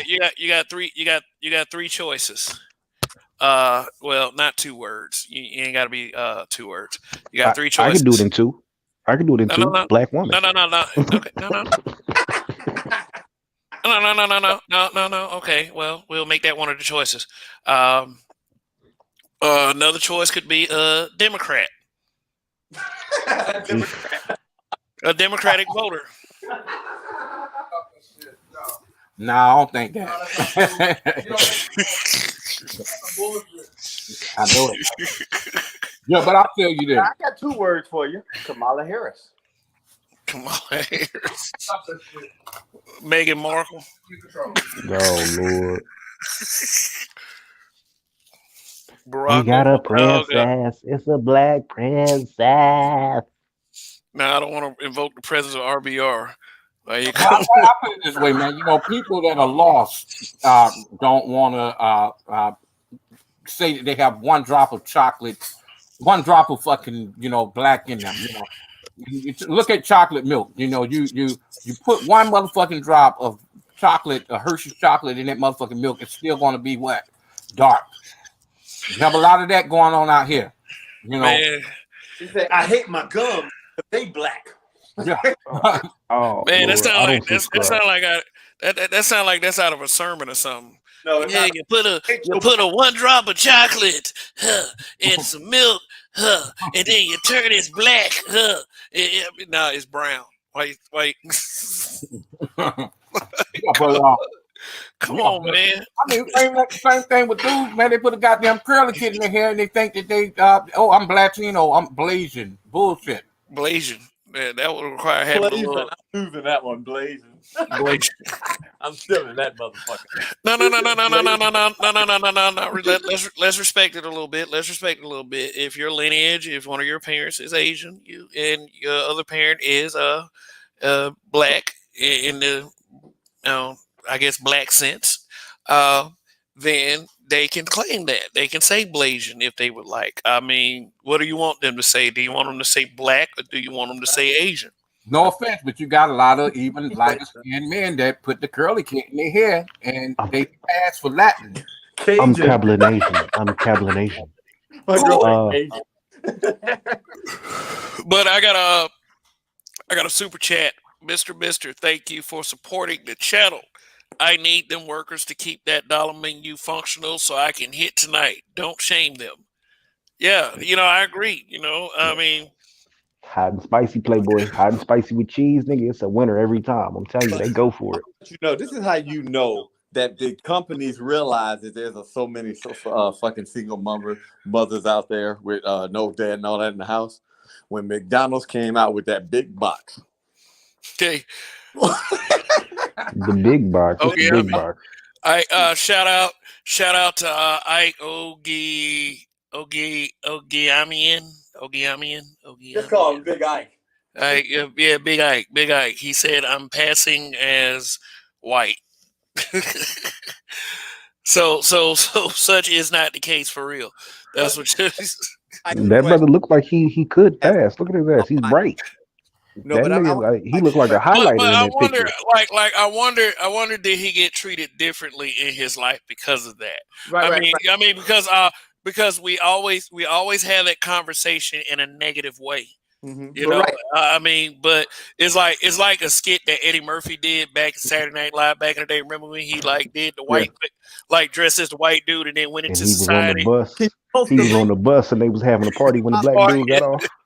Because I would always wonder if, like, I was wondering, like, when you were going for business deals, did people actually, like, because you're an albino, did they actually listen to you a little bit longer before they say, "Oh, Hey, well, I don't want to assume that he's anything. Let him right"? offer That's what I said. Well, I would ask. let him some let him offer some clarity before we like, because that's a slippery slope right there. Yeah, I would just wonder, did that help him or hurt him in business deals? Probably help them. I mean, shit. Yeah, I probably mean, you take advantage of anything you got. I mean, I wouldn't blame the man. I wouldn't say, hey guy, you're a self hater because you went and made that money. You went and tricked them white folks into thinking something so you can take advantage of it. God damn it, I hate you. Right. I would never go up to that guy and say that. I'd probably give him a fist bump. No, Oh, but there you go. No, you don't have to be. You don't have to watch be. his show. Okay, there it is. He offered the clarity. He said, "I'm albino." Okay, Dre. Well, I could tell, but I mean, I was Okay. just asking. Did it? I mean, how? I mean, do you think that it was an advantage in business deals or a disadvantage? Because I watch his shows. Actually, people don't. I mean, I comment in the streams, but brother man is intelligent as all get out, man. I was saying we got intelligent brothers in this space. I mean, No, he's you know. really intelligent. all That- shit. No, I understand that. Yeah, he has to be. I understand that. I do. Trust me. All right, we got shout out to Black King. He says, "Long live the habitual line steppers. Long live." Yeah, you know what? That being white, or being able to pass, that would be a huge benefit to a lot of brothers out here. Like I know, for a prime example is I went to school for I learned refrigeration school, so doing ACs and shit like that, and electrical degrees and everything else. So before we graduated, they helped us do a resume, and they put all this shit up and they put it on the website, and I was in the top of the class. So a company called Wolf Mechanical, I think, called the school and requested me to have an interview. And because my name on paper is basically, it sounds like a white Irishman, or maybe it's a white British name, something from the UK, right? I've been told it's Irish, but anyway, if you look at my name on paper, it looks like I'm a white man. So I remember showing up to the interview, and the secretary, when I told her I was there and who I was to see, she smirked, and I didn't think much of it. And when I walked into his office for the interview, he was like, "Oh, you're such and such." Yeah, and he was thrown off because he expected the white man come through that door. I think he was gonna give me the job, regardless of what I said. But at that point, it became me trying to prove and say everything that I could to get the job. And I realized maybe 5 minutes in, like, what the fuck am I trying to do all this extra shit for this white man who won't hire me? Fuck him. So I started being niggery about it. But I think it would have, him being able to pass that it's a win any way you look at it. Shit. And you know what? In Georgia, man, you have a whole lot of that. Since we talk about Georgia in here a lot. In Georgia, it is a right to work state, and they did that specifically to have white business owners hire who the fuck they want to and let go who the fuck they want to. However, you do have you have people that have requirements, and they take advantage of that. So it's like, well, most of the lighter skinned men were able to get jobs more than the super dark skinned brother, with the nappy hat. And that's just with everybody, man, woman, all that. But women today can get jobs like that, but still men, when you're a darker skinned man, you're looked at totally different. See, the light skinned brother, he can turn it on and off because of the skin tone. Right. Hey, Nino, I'm out here in Georgia, man, and it was crazy. I was in the office to where, I was actually stealing hours. They couldn't prove it and everything, but when it came down, I was stealing, but they couldn't prove it. But so the lady, she kind of stressed to me that Georgia was an at-will state, to the point where I kind of entertained it. I was like, so what the fuck that supposed to mean? And she was like, you talking to your superior like that? I said, first of all, I said, at will means you're trying to threaten my job by telling me that. Because ultimately, you would have never said it and it would have been irrelevant to this conversation, but you brought it up. And so you're trying to reference that if I don't comply to whatever you're trying to do or say, that you can fire me at will with no excuse and don't have to pay unemployment to a certain extent. And I'm like, basically, that's what you're talking about, right? She was like, well, yeah. Man, I trolled that job so bad. I sued them for like $10,000. I made it put in the contract when I sued them that they had to give me $1 raise and keep me on for a year before they try to let me go for anything. Well, I you know, trolled the hell out some of it. human resources source offices have a employee retention department. Some long, lived some employees with very long names like Nabisco and all those that were in Atlanta, they were in a union. And even DeKalb County, like DeKalb County sheriffs, DeKalb County water workers, sanitation, they were in a union. And if you didn't get in that union from the early 70s all the way down to 85 or 86, maybe even I think up until the 1990, right? 1990, you were fucked, because that's when that law had started to come in about the right to work. So yeah, you're right. They could threaten you for that and just say, hey, we no longer want you. I got fired for having a fucking gold streak in my fade. Yeah, and the white boy come in with green hair. I'm sorry about that. But you're doing good now, right? Coffee. Come on, man. You know I am, bro. Yeah, man. I'm educated now. We'll say yes or something. Goddamn. Man, But listen up. Slow down.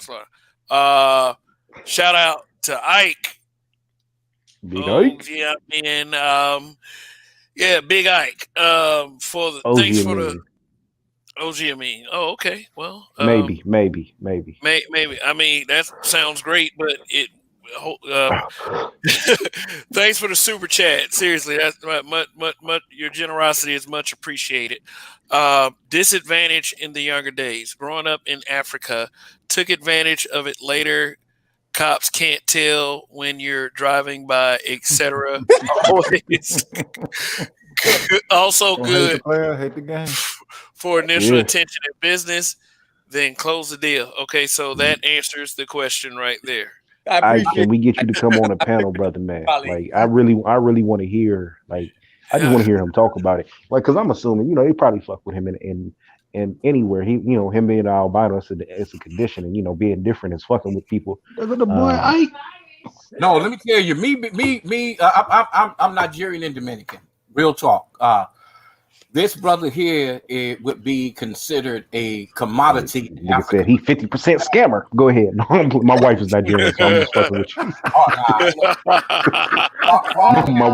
My wife and my son is Nigerian, so I'm just fucking with you. Yeah, but a brother like Ike would be considered a commodity in Africa, like a king. You know what I'm saying? Because people praise him looking like a black man, but with super lighter skin. They used to take people when they were kids and born like that and try to kill them. They still do that in this day and time. Oh, you talking about where they feel like they getting power from them and shit? Yeah, okay. No, they didn't actually like albinos over there. That was actually at one time they were real strong against them. The only reason why I knew what he was is because my neighbor was. And they said send him to the Caucasus Mountains. And he was dead. For real. Yeah, but he was. And I saw that at first he had problems sometimes because he was the only one in the family, and then he became that life. So when he got into that illegal life, he was tested a lot. Like, I noticed that it didn't work out well for him. Is that Gerald down there? Yeah, it's me, man. It's Gerald, and we got Rogish also. Roguish up, the bro? Build Monger. Pimp G and Roguish the Billmonger, the two classical heathens. What's going on with them? We heathen now. Come on, Donnie. I don't come from the Caucasus Mountain. Come on, No, man. I was cracking the joke, but yeah, nah, I two know. OG heathens, two OG heathens in the spot. I What was you say, listening Kimo to you. Sabi? Yeah, I was actually listening to you guys. I wasn't gonna come on, so I kept listening. Then y'all went on to the color thing of the black and white, and I just proposed a question, man. Because Donnie, you've been outside the box, and I want y'all to think about this, man. Look outside of everyone you met from another country. Notice how they don't label themselves as that color, as that crayon bullshit. But in the United States, you're labeled as you black and white. I keep saying it. Sudanese are blacker than us. So why they don't call them black and why they call them Sudanese? Well, Gotta come. It's still somebody was gonna say something. What you gonna say? That's a good question. I know why. But basically, what happened is here, Americans adopted the term black to segregate a certain population. That's why it's here. It's like the call Negro, as they say, nigger, is as an Yeah, term more likely. And So it grew from it. We went from nigger to Negro, colored. go back. No, start over, Donnie. Start over. Go back again. We went from colored first. It was colored. it was colored. No, we was nigger. Right. Yeah, we went to nigger, and then then with the ER, with the hard ER, and then we hit the range, and then we got the colored, and then we got to become black people, and I think Jesse Jackson. No, it was African American with Jesse Jackson. African American. Yeah, he was African American, right? And then somebody tried to push Afro American, and now we're at ADOS, right? Well, actually, my man in Martin Luther King time pushed that black people thing. What was I don't want to say it was Stokely Carmichael, actually Island Boy, and he's the one that pushed that black American on us, and they keep pushing everything on us until now we're figuring out that wait a minute, we ain't from Africa, that our brown skinned asses is native of this land. So that now causes a problem, because that problem now means is hold up, motherfuckers, we can cash in on some reparation, and we can cash in on this land. So whoa, How you cash in without no threat? What's the threat? What's the threat? Ultimately, to go back to your point, black is really a designation. So in the UK, I know they use black, right? If you go to Australia, they refer to the Aborigines over there as black. Other places I've been, like I've been to South America. They really, they may say for instance, Panama, for whatever reason, and I'm kind of forgetting what the term meant, but they call the black people there Yambos, which fucked me up because I was like, Yambo, what the fuck you trying to say, nigga? Was it a good thing or was it a bad thing? Was it reputation good or bad? It was kind of a thing. They was just like Yambo, and I didn't know what it meant, but everybody was accepting it to it. But it fucked me up when I said it. But I remember being arrested down there, and I didn't do no fuckery. We ended up we picked some girls up for the projects, and I was like 22, something like that. We picked some girls up from the projects and was like, yeah, we got a pool. You want to come to the house? Crib? Yeah, come through. Y'all fucking right? Okay, yeah, come swim in the pool. And on the way to drop them off, we were driving back, and I didn't have my passport on me, so they kind of detained me, and they was fucking with me. So my homeboy shot up to get my passport and came back and get me. But I remember being faded, and it was a black woman there, and I was like, "Oh, you're beautiful." Something to the negrita, and she was like, "What?" And she was like, "Oh," and she like was looking at me. I was like, "What, bitch? You black?" I was like, "Bitch, black is beautiful," and she was like, "Ugh." And I remember basically he was a white dude, and my homeboy called him a yeyosito, which was he was like a rich white boy, like looking Hispanic, and he came over. And he was like, why would you say that to her? That's not nice. The fuck you mean? Black is beautiful. And I'm going back and forth with this motherfucker trying to explain to this motherfucker that I was complimenting the woman, and she just took it the wrong way. So, different places have different things. But I know for sure in Spanish culture, black is a horrible, evil thing. Yes, also somebody else mentioned that You were too. over there? What'd you say? Did you water anything when you were over there? In Panama? Nothing. I might have Shut a couple up. kids down in Panama, nigga. To be honest with Shut you, up, I'm gonna be Trey. honest with you. Well, you know, in Mexico, they have a Afro Latino community. I'm talking about a serious, like black community. Yeah, there's a whole city, Yangatown. Yeah, They're making it pop. Actually, in Vietnam too, y'all believe it or not, the soldiers that was over there, they're over there too. But I also wanted to say something about Georgia. Somebody mentioned something about Georgia, and they mentioned that light skin stuff. Now, some of the most gorgeous women back in the days were in New Orleans, Louisiana. They also knew they had that blood in them. Do y'all know at one time that was an insult because they said they knew where the light skin come from? Now, in Georgia alone, they may pump that, but Georgia has so many tiers in that light skin, black skin shit don't work. As I left that city, it became gender. It became a gender war.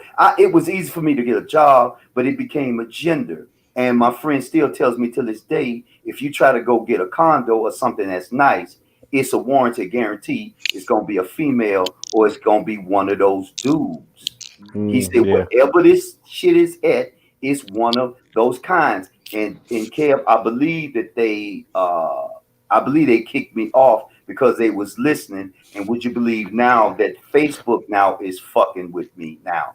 Hey man, they fucking with me now. Hey man, I'm in Facebook jail right now, so that pretty much happens to people on the random. You know, yeah. You don't have to say you don't have to say the wrong thing. You say it in a nice way, and they motherfucking block you. I'm talking like 2-3 days. What they say, we'll block you 30 days next.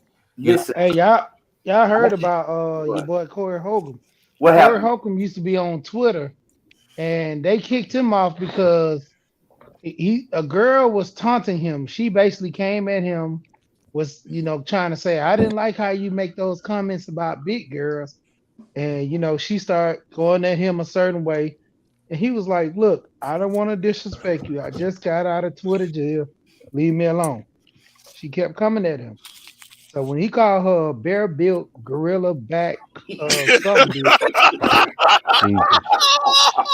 they banned his ass for like 3 weeks, I think a month. And Corey Holcomb was like, man, I'm tired of this. He said, I'm tired of pleading my case with these folks. He's like, I'm done. And he just closed his account out because he was like, why I got to keep going to argue with these people? And he was like, don't y'all see that this woman started with me? She was sending messages to me first. Wow. And I just got back to backs on Facebook. My shit would be locked down for 30 days. I'd be free for a day, be locked down for 30 more days. And I used to be mad because I'd be like, I got shit to do on Facebook. Couldn't do it. Yep. They'll block you even for content, man. So you got to be careful with copyright, fair trade, all kinds of stuff. Wow. I just got kicked off for defending us because a dude named King Lewis said something about mother, sister's daughter. Would you talk to them that way? What? And I was like, man, I can't believe this because somebody said it. I have friends who have died at the hands of females. You damn right I'm hurt. I don't appreciate them. And the dude just mentioned he just talked to his friend the day before, and then he found out that his friend was killed by his girlfriend. She shot him. And that's the third one he said. So I'm beginning to understand that we're being hunted. Something happened in Detroit or somewhere where the cops just ran over this guy, His girlfriend was a police officer. She stated she had to look at this. She had to look at this 4 times to see was there any wrong. But the one thing I told my boy, do you see any fucking emotions coming from her face? There was no emotions. So y'all, something's going on that is very sinister. That shit is happening. And you're like, wait a minute, we're dying and there's no emotions. Okay, we're becoming immune to this shit that now it's okay for brothers to get shot. You're monetizing everything we say. If I say something against transgenders, I'm niggas sick getting of no support. Niggas getting no support. No support, bro. None. Hey, Carol, what did you say about transgender? Well, I'm tired of it. Okay, I see what they're doing. If we say something, it's wrong. But you keep pushing this Navy commercial every 4 seconds with this RuPaul shit going on. Okay, let me change the channel. It's on that channel. Let me change the channel again. It's on that channel. I'm like, wow. So they're pushing the 48 hours. They're pushing this, but they're never pushing us in the bright light. This is why this channel is becoming popular, because guess what? Men can come over here and talk. This is why I say maybe it's time for some of the young brothers to come on and talk how you feel, because this may be your therapy session right here. Let me get something. Is it safe to say that the feminine gay men are the same as how these whining women are when you get into some of the groups, even on Facebook? Because shit, you don't know who is, but you have some guys that'll be very upset with you because they don't like something you said, and you can say it very nice. The answer is yes. Yeah. All right, fellas. Let's change direction of this conversation. Cause y'all ain't saying nothing that sound cold or anything. It's just straight out gay. So okay. No, I mean, like, I'm gonna tell you right now. I feel the same way. But let's be careful. Right, you gotta be careful. I just had it. Just let's just be careful. I know brutally honest isn't careful sometimes, but we got to pick those spots accordingly. I'll let y'all do that shit on my show. My show ain't hit 1,000 yet. Y'all can fuck up over here, and you just be like, you ain't shit. And guess what? You ain't shit for watching. You know what? My thing is, be who you are, bro. Be a motherfucking man. I don't give a fuck. I don't need to know what your bedroom is like. I don't care what you. Yes. Just be a man, But you got some guys that think that you're supposed to get up on there, and they think you're supposed to be okay. The pink lipstick on their lips and a beard and all. I don't want to see that shit. Well, really, we should probably not talk about this on this channel. Like I said, I'll let y'all talk about this on here. I have my own views on it, but Kev is right. His channel is up here in views. They already watching them, so we don't want to be popped for some goofy shit. So they'll follow you, Kev. It's like Jesus. If you go to Rumble or you go to Patreon, it's a warranty and a guarantee. We coming, man. YouTube gonna fall anyway. Why? Because you're taking away my freedom of speech. Really? But what was it? Over in the corner, she said, "Oh, what are you talking about, shims?" That's what she called them. Yeah, that's what they used to call them. That's what they used to call them. Yeah, wow. So Kanye West apologizes for saying slavery was a choice, huh? All right, so I'm just gonna say this. It was a fucking choice. You niggas chose to stay slaves. Thank you. It's either that. I saw that movie Antebellum. That bitch didn't choose to be a slave. She was working her way out the entire fucking time. He said nothing wrong. Nothing at all. What? He said nothing wrong. What, guys? How dare you? Nope. Sorry. I'm going on Twitter. Or you a free motherfucker? Which one is it? But you know what, though, man? I look at Kanye West. Kanye West has a serious mental problem, though. He does. Just look at his face, man. He's no longer like he was when he first came out. When he first came out with the very first album, he's told he Hollywood though. You know what Hollywood about? Hollywood all about that weird shit. So say it again, Rogue. What he then had to actually participate in. So I'm willing to bet that this man is on medication. He does have a disability, right? Who is his medication? Wife? Yeah, I'm getting there. I'm willing to bet he has medication. I'm betting that when he does this music, he feels like he needs to get off that medication to do that music, and he's got a crazy ass wife, but more so than the wife, the mother-in-law. Go ahead. But you know what? The music the mother-in-law has a track record of raising her kids and putting them into foolishness in the limelight. So all of this is going to blow that brand up and make them bigger and do a whole lot of more crazy shit. That mother-in-law is probably fucking with him and tweaking his meds. So he's going off the deep end further and further down the road. We look, right? So when he first got up there, took him down through the deep end, man, when the dude that was his fucking mentor for what is his name, Virgil Abloh. When he didn't get that deal with Louis Vuitton, because Kanye West is an artist. Oh, he was crying, wasn't he? And that's what fucked him up right there. That Louis Vuitton didn't accept him. My thing is, you got Adidas, man. You pay your shoes are $900 a pop. What are you crying about? Them prison shoes. Oh, I seen a nigga. I seen a Whoa. nigga in the shoes a couple weeks ago in the airport, and I was like, "Is this nigga walking around in jail slippers?" But what they say though, they say that they feel like you walking on air. So I guess it ain't about what they look like. Man, but- nobody got no goddamn air, man. Where does one even buy them shoes at? Is my question. I want to try them on. If they don't feel like I'm walking on a fucking cloud, I want my money back. Yeah, Because in this jail slippers, When did flying stop being a factor? When did flying stop being a factor for how men dress?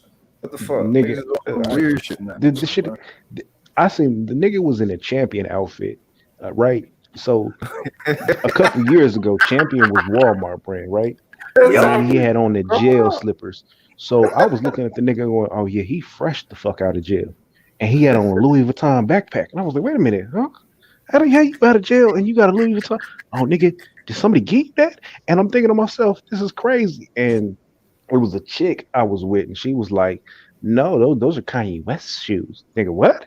And she had to show me, and I was like, "This nigga Kanye West put out prison shoes, and niggas are paying out the wazoo for it." Well, Nigga, Donnie, what about the bill? Donnie, they paying what, $800 for a bill? Nigga, I'm listen. I know. You'll see me in public, nigga. I'm gonna wear all knockoff everything, and I dare you to call me out on it, nigga. Because I dare you. I got a Ferragamo belt. It costs $25. Say something. I dare you. I got a Walmart special. I pay $12.50 all day long. I'm keeping my money in me pocket. But you know what though? I respect Tom Ford. I respect Versace, even though motherfuckers wouldn't wear their clothes. Well, I put it this way: a lot of motherfuckers talked about them badly, but every rap star is wearing Tom Ford and Versace, and they do have some nice shit. But you know what I say? Louis Vuitton has probably the greatest quality of anything. I do have a pair of. Unfortunately, I did break down and buy them on a nigga purchase at a certain point. Yeah, it was some nigga shit because it was me single. It was me traveling to Vegas for work on a consistent basis, and I had the money, so I was just like, "Fuck it, I'm gonna buy these shoes." And those shoes. Those shoes, I could go to war in them shoes. Them shoes would be fine, nigga. And it's a warranty for like motherfucker on them shoes. The Donnie, great quality. He's a lie because Donnie supports black hood businesses. He buys food stamps, things out of a truck, and tamales off of a van. hey, nigga, no lie, nigga. I bought some tamales. I bought some tamales off of Facebook, nigga. Them shit was fire, nigga. I can't fire, nigga. He got them right off of Facebook Marketplace too. I know what you're talking about. Nigga, it's lit, nigga. And y'all better try them birria tacos, nigga. I know you see them. Go eat you some birria, nigga. That shit's fired. Man, I ain't buying shit off the internet like that, cuz. Hey, Donnie, what about that place called Slobby's out there? Told himself. He just told himself. That's why you know this motherfucker Them be shit mollies. Facebook Them shit tamales. Nigga, them tamales is fire, nigga. You slipping, nigga. Hey, Donnie, what about that place out there called Slobby's World? You know who I'm talking about? He got I don't know what the fuck that is. That sounds like some gay shit. Wait a minute now, nigga. No, man, no, look at Slobby's World. Hold on now, nigga. Let me Google that. No, man.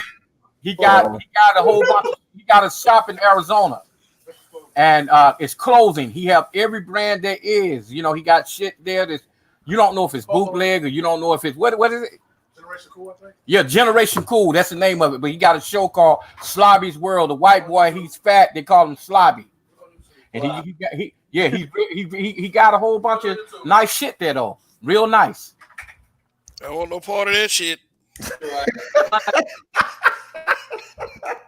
Man, y'all crazy. Look this shit up and stop tripping. Yeah, I just looked it up. So that's in Tucson. That apparently is very that's about 2 hours away from me. But in actuality, I do have to go down there to go check out a lady who has a pit bull I'm looking into. So I might check them out on the way down there and see what they're Yeah, man, talking about. check him out and check out the artists that he got in there that custom do your shoes, like, but you like bring like a fresh pair of Air Force Ones or something like that with nothing on them, plain white, and get them bitches, man. Oh, and they custom made them. Yeah, now niggas do that all the time. They've been doing that shit for years. I'm looking for an artist right now. Hook me up with one. Where are you at? I'm in San Francisco. Well, not really, Bay Area. Let's put it that way. Okay, so I'm from San Diego. So my people are a little bit of a way. But let me drop your email in the back chat. I'll see if anybody got. I ain't looked, but back when remember that when that song came out, I need 2 pair Air Force Ones and shit. Niggas was doing the custom Air Force Ones all the damn time. Yeah, they don't brought that back now. Let me tell you, a pair of shoes they got out now. They called the Elise. If y'all ever heard of them, I didn't hear it. They done brought that shit back. Yeah, they got Elise. They got Diodora. Holy shit! Oh yeah, they got all that shit now, man. The Pro Wings next, nigga. XJ900. Holy shit!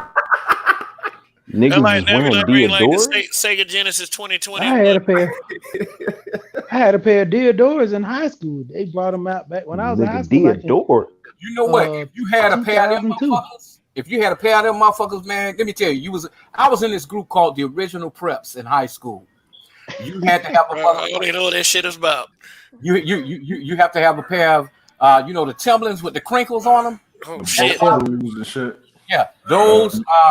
You had to have every polo that there was limited edition. You buy at the Lenox Mall or Marshall's, the polo shop. To be in the polos was addicted. The polos and the Lacoste shirts. The Lacoste shirts I used to cry about.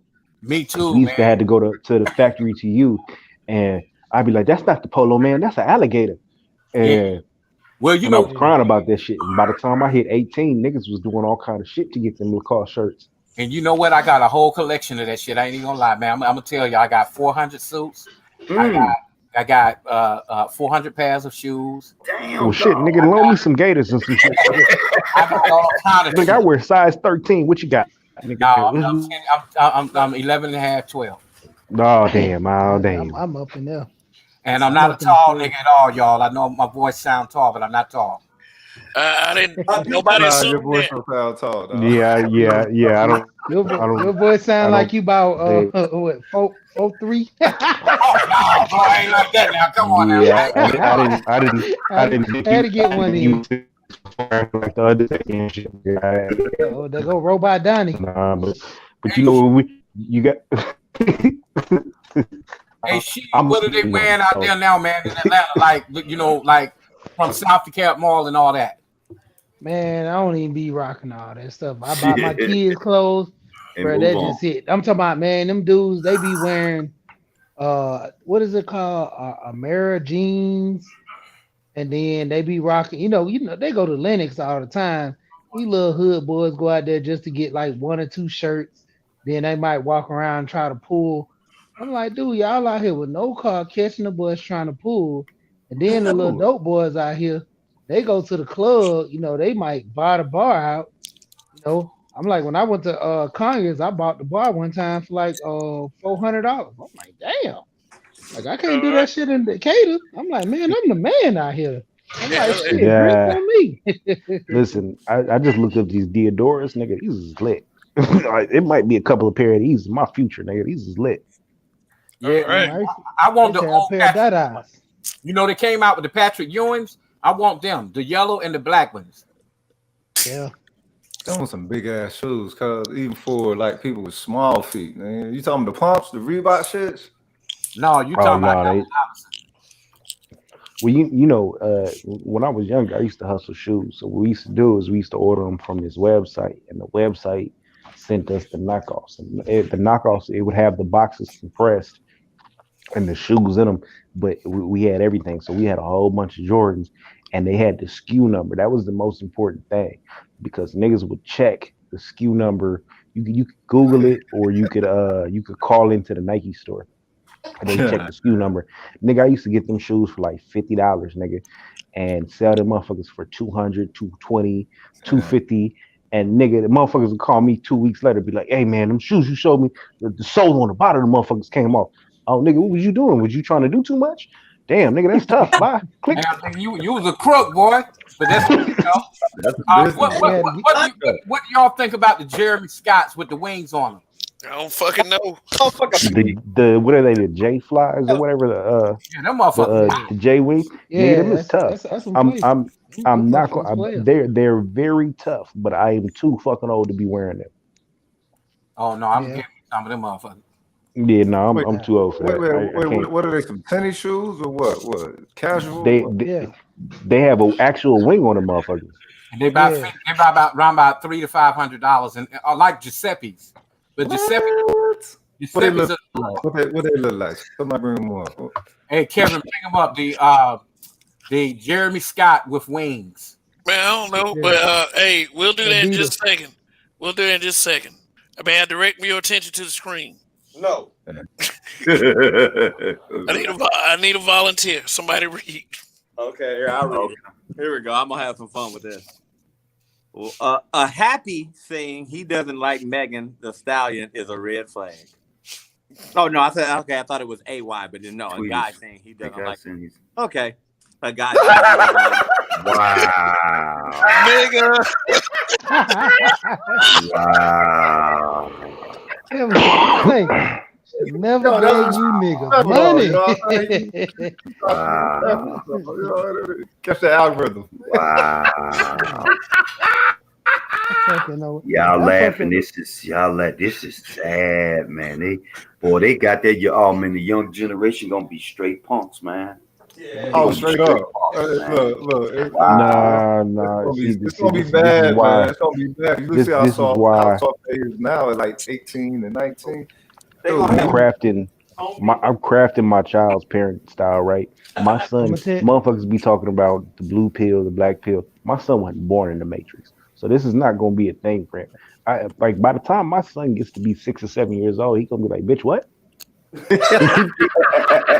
I know At three, Donnie.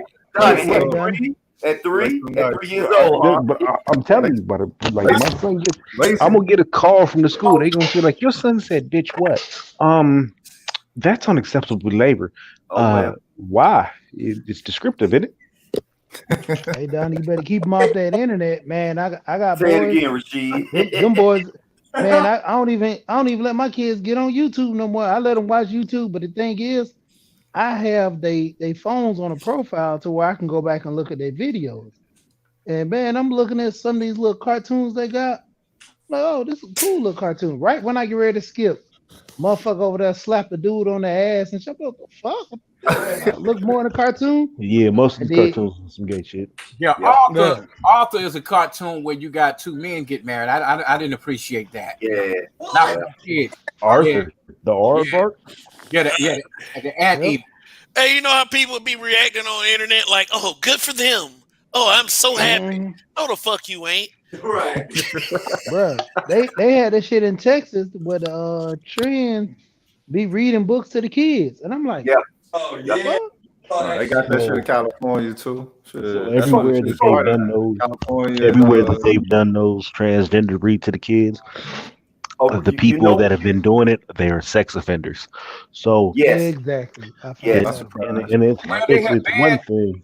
It's one thing that you have these people reading to the kids and they're transgenders, right? But you didn't even do a check to find out if they're transgenders. That I have a problem with, right? Whether you're straight, gay, whatever the case is, if you come in and read the kids, why are you not doing a check on these motherfuckers to make sure they're not on the sex offender list? Because they put them there so that they will distort the children. Look, this shit is getting ready to be wrong the second, cuz. So they finna do everything that the old Romans did. So you better get ready. 2021 is finna be a motherfucker. That's just remember Christmas, right? So Christmas is a holiday that the Romans used to celebrate. It's called Saturnalia, right? Saturnalia, they used to make a gift of little boys to other motherfuckers. Because remember, they practiced pedophilia heavily as fuck back then. It was just commonplace. Yeah. So they would get drunk and be fucked up for the whole little season of Saturnalia because it wasn't just one day. And they was making gifts. They was like, "Hey, listen, here's my little boy, Del Bow," and I'm gonna back you on this. finish. I gotta back you on this story. Keep going. Right. So if you look at a lot of these cultures, they have a strong sense or strong dynamic with homosexuality, which is why the Catholic Church, when they came around, that shit tripped down, and these motherfuckers came all the way down the line to now where you have them getting caught being pedophiles, because back then in the Greeks and the Romans, they was cool with homosexuality. They was cool with raping little boys. And then when Christianity came around and the church was formed, it became a no-no. So what do? They start putting these motherfuckers in the church. They start dedicating their life to the Lord, quote unquote, and molesting little boys from inside the church. Yep. Minister evil shit, cuz. Eddie Long had a whole lot to do with that in Atlanta. Wait, say it again. Say it again. Eddie Long. Man, don't even talk about it. Bruh, that whole channel of Eddie Wrong. It's not Eddie Long, it's Eddie Wrong. Eddie Wrong, TV space in the gremlin trying to get $1. But remember, the churches fall up under something called a 5013C amendment. Somebody can back me up. I might got the numbers wrong. You're right. 5013C, tax exempt status. So check out who owns that amendment. The Vatican. So guess who's the real pimp? The Vatican. So that means all those churches throughout the United States gotta pay homage to the Vatican, which means, bitch, I want my money. They came up with that. Bitch, better have my money. They were talking about Creflo Dollar and all them Negroes. Now, Man, we shit right here. If you a 504 boy, Did he change his name to Dollar? Is that his actual last name? No, his name is something else because somebody knows him. I think they said that Eddie Wrong, his brother was a pimp in Augusta, but they say that the gremlin trying to get $1 was also a pimp back in the days. All right, guys. No, I'm talking about Chris. Oh, okay. Go ahead. I call him the gremlin. I just call the gremlin trying to get $1. They say he was a pimp back in the days. Creflo Dollar, yeah. Most of these niggas is pimp. Yeah, they say he was a pimp. They say he was a pimp. Is his name Creflo Dollar? Like that's his birth name? No, I think it's that's not his birth name. It's something else. I'm looking him up now. His name is Creflo Augustus Dollar Jr. All right, we'll get back to the test question here in a minute, but let me go ahead and look at Creflo Dollar. No, I looked him up. His name is Creflo Augustus Dollar Jr. Right up. There he is at the top.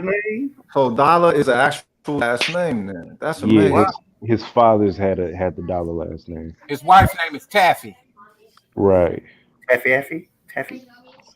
But you got to think a lot of old pimps. Right there. Yeah, a lot of old pimps, they retire and they start preaching the shit Lord. out that girl.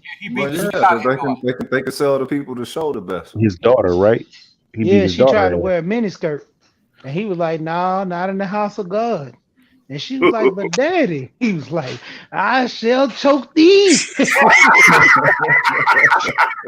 I receive you roll for that. Hey, what you need to do is bring her ass out here to Ibach. Shit, it be hoes up in Ibach. Like, God damn it, you looking up in church like shit. I'm gonna get her. You trying to pray? It's supposed to be pray the Lord, but it's like, nah, nigga, pray the horse. Hey, bro, you better not say nothing about those pastors because those women would go hammer on you in Georgia, bro. They used to go hammer. I still talked about it to their face. I just called them suckers when I was there. Go give them your money. Who gives Especially Eddie Long, man. You can't say shit about them. About him or the Broners. None of them. Yep. I know some stories about Eddie Wrong. I know one in particular story was real dope, but I won't share it. But it's borderline. It is definitely borderline. It is borderline. Did you say Eddie Wrong? You say Eddie Wrong? I never called him Eddie Long. Called him Eddie Wrong. You just called him Eddie Long. Eddie Wrong. Eddie Wrong. Okay. Eddie Wrong. You gotta understand that like I used to tell my homeboy because he went to the church. We're like, oh, so his name Eddie Long?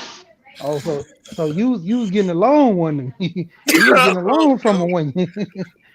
Hey, Rashid, you don't remember the young boys that came out and told on them?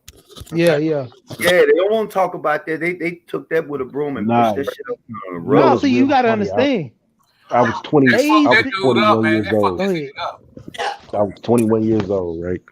And Yep. we went to. I was trying to get a job at this place, and they sold like office supplies and shit. But when I got there, it was right outside of the Scottsdale Mall. So I was driving around trying to find a place to park, and I seen this nigga, and I laughed so fucking hard. I took a picture of him, and he had on a Versace, like a Versace shirt. He was sweating through. He had on some sunglasses, and two boys. One of them had a little switch, and like the switch when he walked, and the other one he was a little less. But they was carrying his bags, and they was walking, going to his car. And I must have laughed so hard. I had no idea who this nigga was, but I took a picture of him. I was like, this nigga out here, it's hard out here for a pimp. He got two little gay boys with him. He pimping some young niggas. And I sent the picture to my cousin. She goes, that's Eddie Long. Oh wow. Mm, That's the pipe. Hey, that's the pipe bishop. That's the pipe bishop. And I was like, nigga, what? So years later, that's when the Eddie Long came out where he was fucking gay little boys and he was sending them inappropriate pictures. And I was like, damn, that's true. It's weird. yes, it is. And of course, Hey, but you know what though? what? Hey, but you know what though? 19,000 people attended his funeral. Now, what does that say about us? It doesn't say anything about me. Black people sick. Black people. That says you sick. niggas is That mean stupid. that he had them motherfuckers in a cult, man, to the point to where even if he did what he did, they did not believe it. They still. Listen, I know women right to this day that still don't believe it. look at that motherfucker. It was a video of this nigga working out. And they was like, yeah, he's eating healthy and working out. This nigga had AIDS. He was just losing weight like a motherfucker. That video right there. They was like, yeah, we working out. That nigga had HIV. And then they was like, he died from complications of such and such. What kind of complications there, Playboy? Didn't nobody want to speak on it. That nigga had HIV. Yep. Yeah, he was worried and That's wasn't some taking crazy that medicine. That's some crazy shit, man. I mean, one thing for him being the way he was, but to be a man of God and to put himself in a situation like that and fuck with people, kids that they put trust in him, because these boys went to church where the mom says, okay, well, you can listen to what the pastor say, and they never, no. And a boy, when something like that happened to him, he's like, he ain't gonna say shit about it because he don't want anybody to think he gay. See, you gotta understand when those guys came out and they talked about it. Even the crazy with that guy, he was like, I couldn't get the smell off of me. I had to take so many baths. You And remember? I'm like, Yeah, man, that was crazy. I felt that But shit. I felt the that. number one thing that happened was that the one that came out as the transgender. When all five of those other guys came out, they was like, no, that ain't true. That ain't true. Was that the one dude with came. the tattoo? No, Nah, this was the transgender guy wouldn't say shit about Eddie Long. He just wanted that money.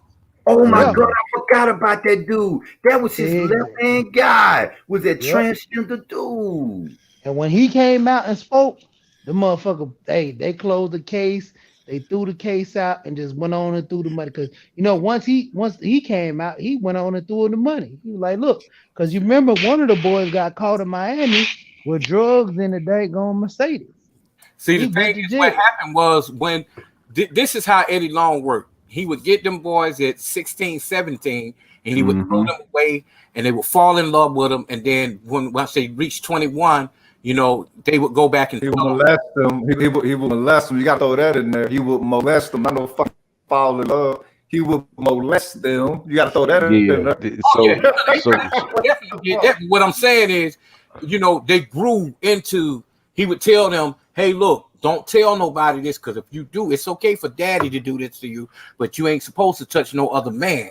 Now if you do that, you're gonna tell people gonna know you. They're gonna start calling you gay. You see, so that's what happened. But So here's what pedophiles do, right? What they do is it's called grooming. They get these kids real young, they get impressionable kids, and they teach them that certain things are okay under certain context, right? and then they push the narrative that, hey, listen, this is just our little secret, and then they go from there. So like you were saying, if you do this with other people and you do it like that, that means you're gay. But this is just an expression under the Lord, and this is a release of attention or whatever the fuck he used to say. And these motherfuckers will grow up, so he catch him at an early age. You got to understand, he got in trouble because he sent himself in a skin tight suit or a skin tight outfit to another kid. Now, what are you, as a grown ass man, the pastor of a mega church, right? Posing, taking pictures, and sending it to a little boy. He was seeking approval. How good the outfit looked. That's fucked up, but you know, you do have dudes right down, and Gerald know what I'm talking about, dudes right downtown in Atlanta. Whole family, wife, girlfriend, straight up dope boy. Used to be dope boy, got on drugs, selling his booty on Peachtree. So they all come from the other guys they pick up. They pick those guys up. Yeah, they sell themselves like the women sell themselves on these different apps, except the hold up, and that's regular, y'all. That's just normal fun life, right? That's Midtown, bro. Wait, but Roll, check this out though. Roll, but listen, here's what's not funny about it. Because this shit is it's Atlanta is what you would say. Let me see, what's the word I'm looking for? Visual. Atlanta is visual. But what about the underground world of a place called Houston, Texas? You know where they say thugs and shit like this. Yo, man, that shit is a underground world. They're lawyers, they're judges. They got some sinister shit that's underground. Georgia is the one that's out and you can see it. Georgia is called the Black San Francisco. Even when you go to San Francisco, you don't see it. You don't see it though in Frisco. No, you don't see it like that in San Francisco, which is crazy to me. Visual. You can see it with your own eyes. You can see a 6'3" guy that has on a dress, and you be like, "This punk ass." Well, you know what you're gonna say, but when you have to take another look at him again, it's like, wait a minute. This dude look like he been in the gym with a dress on. Yeah, I think I better back off because I don't have no protection on me, and he'll whoop your ass. You know, you have to get him off you. It's like, whoa, this is sick. Fire button. I'm Same just thing saying. with the one from from fucking New Orleans. What's his name? Big Frida. That motherfucker, right? Big freedom. Yeah, New Orleans is another place that has a very accepting culture of homosexuality. Yes. It's a little different there, but yeah, they're cool with it. But they do that bounce shit. They call it the sissy bounce, but there's different versions of bounce. Yep. If you You know got what? shim, what would you do? I didn't hear you. What you say? If you got beat up by a shim, what would you do?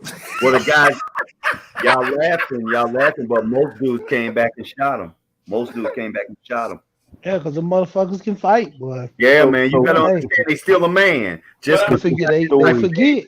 they still It's a a man. story about my great grandfather. This man Larry basically Johnson. ran. So he's from Fifth Ward, Texas. He ran Fifth Ward. He had a barber shop. He was a pimp.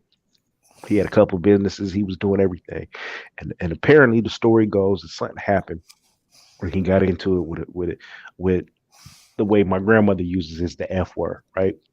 Mm-hmm. And he got into the fight with the dude, and he was beating the dude up, and all of a sudden the dude smiled at him and was like, "That's all you got? My daddy hits harder." Oh, And flipped the switch on himself mentally, and apparently just did some tricky shit. What I think is he used karate, but they didn't quite know what it was back in that little era. Right. And he beat the shit out of my grandfather. So my grandfather got up and was like, "All right, cool." He pulled out the switchblade, and the dude disarmed him of the switchblade and threw it on the ground. And my grandfather was like, "Okay, nigga, okay, you won today, cool." And strode off, and he was like, "Don't y'all say nothing about nothing to nobody, yada yada yada." And we Cause just that said, was my ass. But what was funny? Fuck with them like that though, man. Because if you fuck with them, you know you don't want nobody saying, "Oh man, I'm gay," because you fighting with these motherfuckers. Let them motherfuckers go on about their business. Yeah. Don't sniggle, don't giggle, don't. My youngest brother's a trans. You know he's a fucking woman now. Wait, hold Right. on. You said don't sniggle, don't give. I'm totally against people being against someone's human responses for being repugnated or, you know what I'm saying, stupefied by some odd shit like that. All right. That shit ain't regular for everybody. So you can't, you know what I'm saying, try to make that shit regular for everybody. If a motherfucker think the shit is odd, let me finish. If a motherfucker think the shit is odd and they give an odd response to it, that's just what it is. They don't mean they against the motherfucker or hate the motherfucker. Shit is odd. The shit is odd. It is what it is. Ain't nobody used to seeing motherfuckers 6'4" in dresses and shit. Who get used to that shit?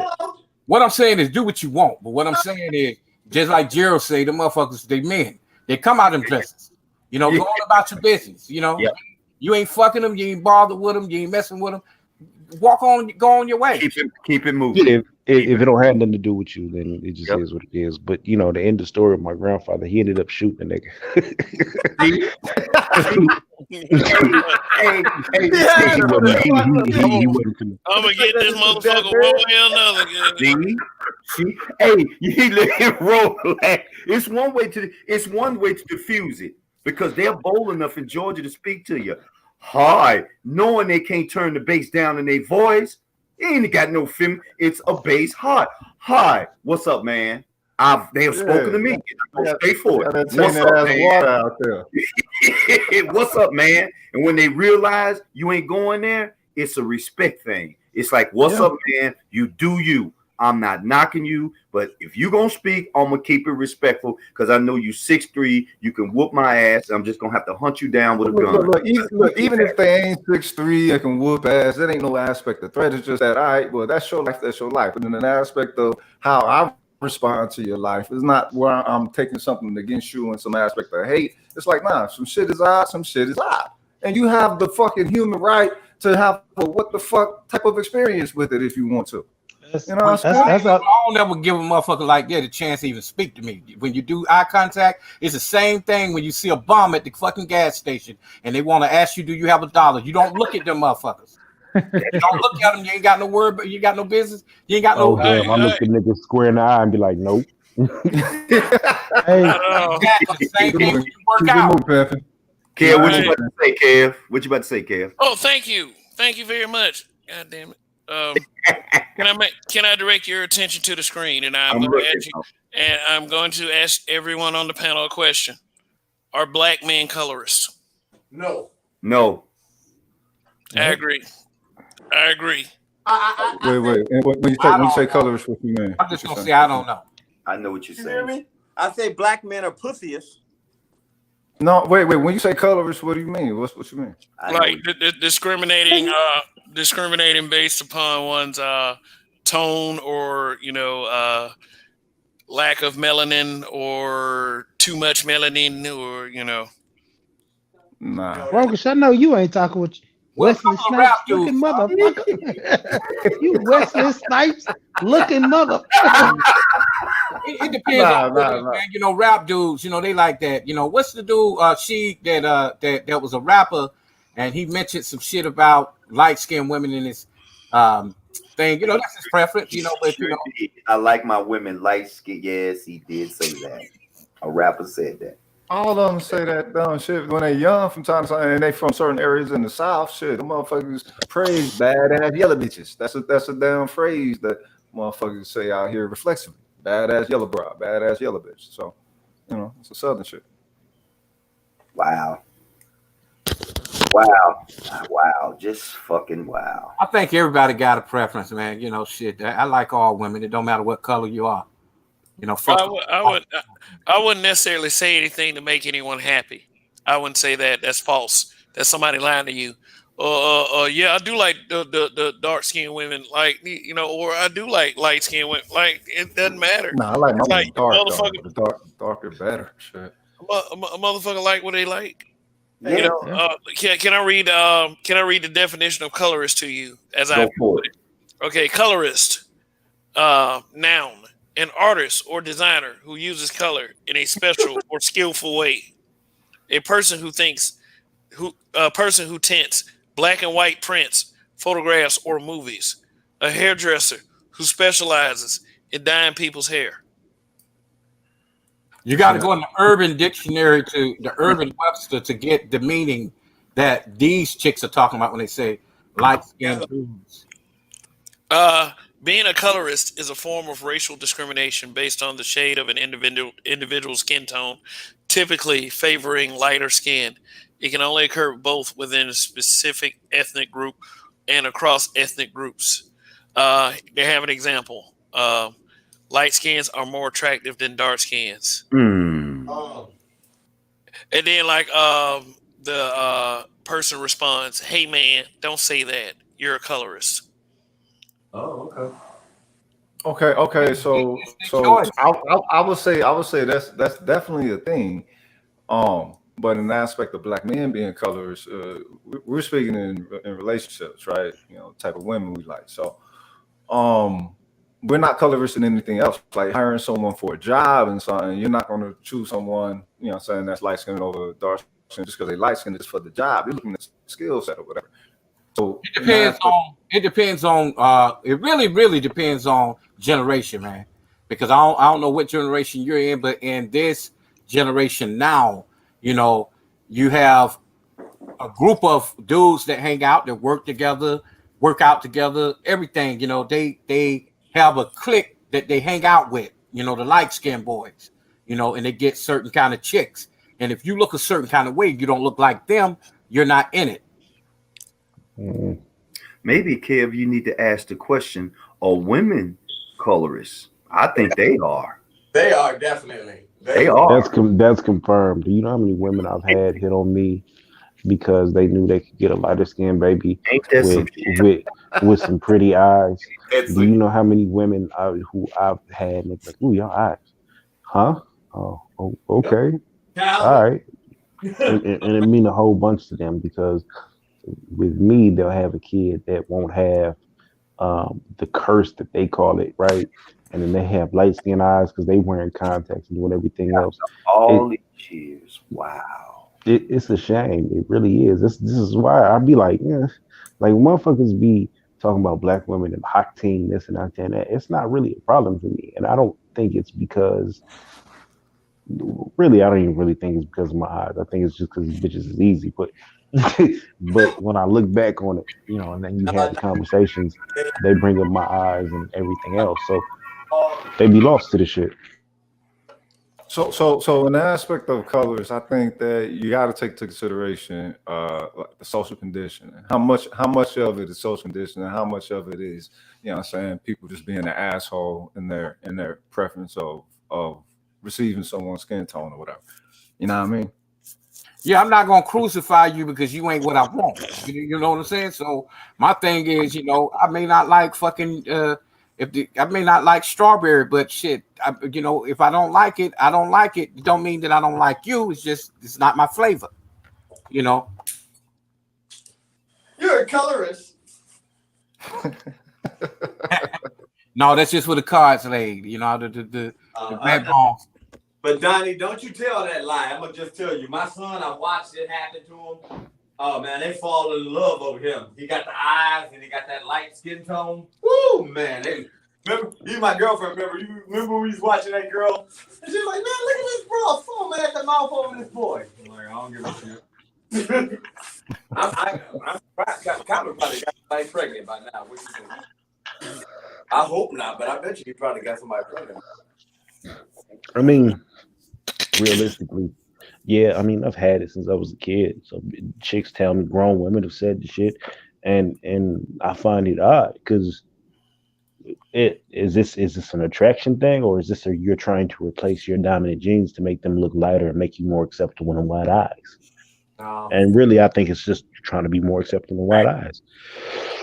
But you know, it goes back to what we was talking about earlier. If you have it good by being light skinned, I mean, you see the shit in the barbershop. You know, motherfuckers gonna cut your hair give you the treatment according to the way you look. And these are dudes.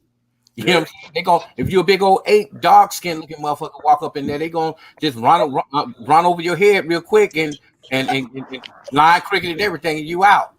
Listen, I don't know where your barber is, nigga, but my barber is clean to motherfucker. But you know what? I had to stop going to black barbers because I didn't have time for the barbershop routine when niggas was coming in and selling mixtapes and all that shit. So I started going to Mexicans. And let me tell you, the first time I went to a Mexican barbershop, this shit blew my mind. These motherfuckers was handing out Modelo's in the barbershop. I was like, nigga, what? He was like, yeah, you want a beer? They cut hair better than Asian people in San Francisco and Latinos. They can cut hair just like people, motherfuckers in New York. You know, that's what they study nowadays. If you look on the Instagram, everybody is using the style that brothers use for cutting hair. As far as fades, you got, you know what I'm saying, A-Rap motherfuckers, all these other motherfuckers getting niggas fades and shit. So I got a question. I'm gonna come back to that, but I got a question with the whole colors thing. Do y'all think the sisters that speak on the colorism is usually the darker sisters, and they're just, you know what I'm saying, kind of programmed with what they think? It's always a dark skinned sister, and it's always a dark skinned sister who's ugly, fat, or something that disqualifies them from getting attention, right? So they feel like if they was light skinned, they'd be getting attention. Ugly, fat, light skinned chicks. Right. So it's a chick that me and Kev know in particular, right? She's a big broad. She's huge. She's always running that colorist shit. The bitch is 400 pounds. So well, she may not be 4. She might be 320, 340, something like that. Right? She's quite round. You running this colorist gambit. Do you think niggas would be running after you if you was light skinned and fat? No. No, I don't. I haven't run into that a whole lot, you know, because, you know, today out here, I think what women want is just a man, a good man, you know, out here. You know, they not looking for whether if you're a pretty boy, you're in the mirror all day. Most women I run into, they not into men who are in the mirror all day long. Now, I value myself how, what's his name, Kevin Samuels do, but I'm not. I could care less about what I look like. I'm not afraid to wrestle in the dirt. I'm not afraid to fucking change the oil in my car. You know what? You're a colorist. but the whole point is, man, you know, I haven't run into that a whole lot. I see that more with guys, because the guy, now you know for yourself, Donnie, the guys are very, they may not be gay or anything, but they out here, they really into arching their eyebrows and wearing the sharp haircuts, especially the Latino guys, and they be getting the baddest bitches. Yeah. I guess. But you was talking to Donnie, right? Yeah, I was talking to Donnie. All right, well, I'm talking right now, so when Donnie wants to chime in. But anyway, hey, test question. Y'all direct yourselves to the screen here. Okay. All right. Okay, what about him? I mean, shit. I mean, what are Big Red's office hours?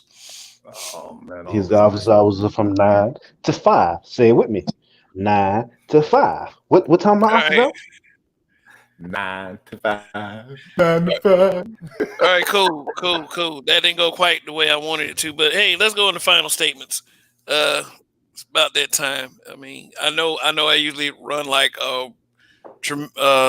longer, but I'm like tired. So no, nigga, you better not. Look, I'm still at work. We need a company to keep us busy. We working. Okay, all right. Well, you know, there are plenty of YouTube channels that have good videos and good content. But okay, every trust.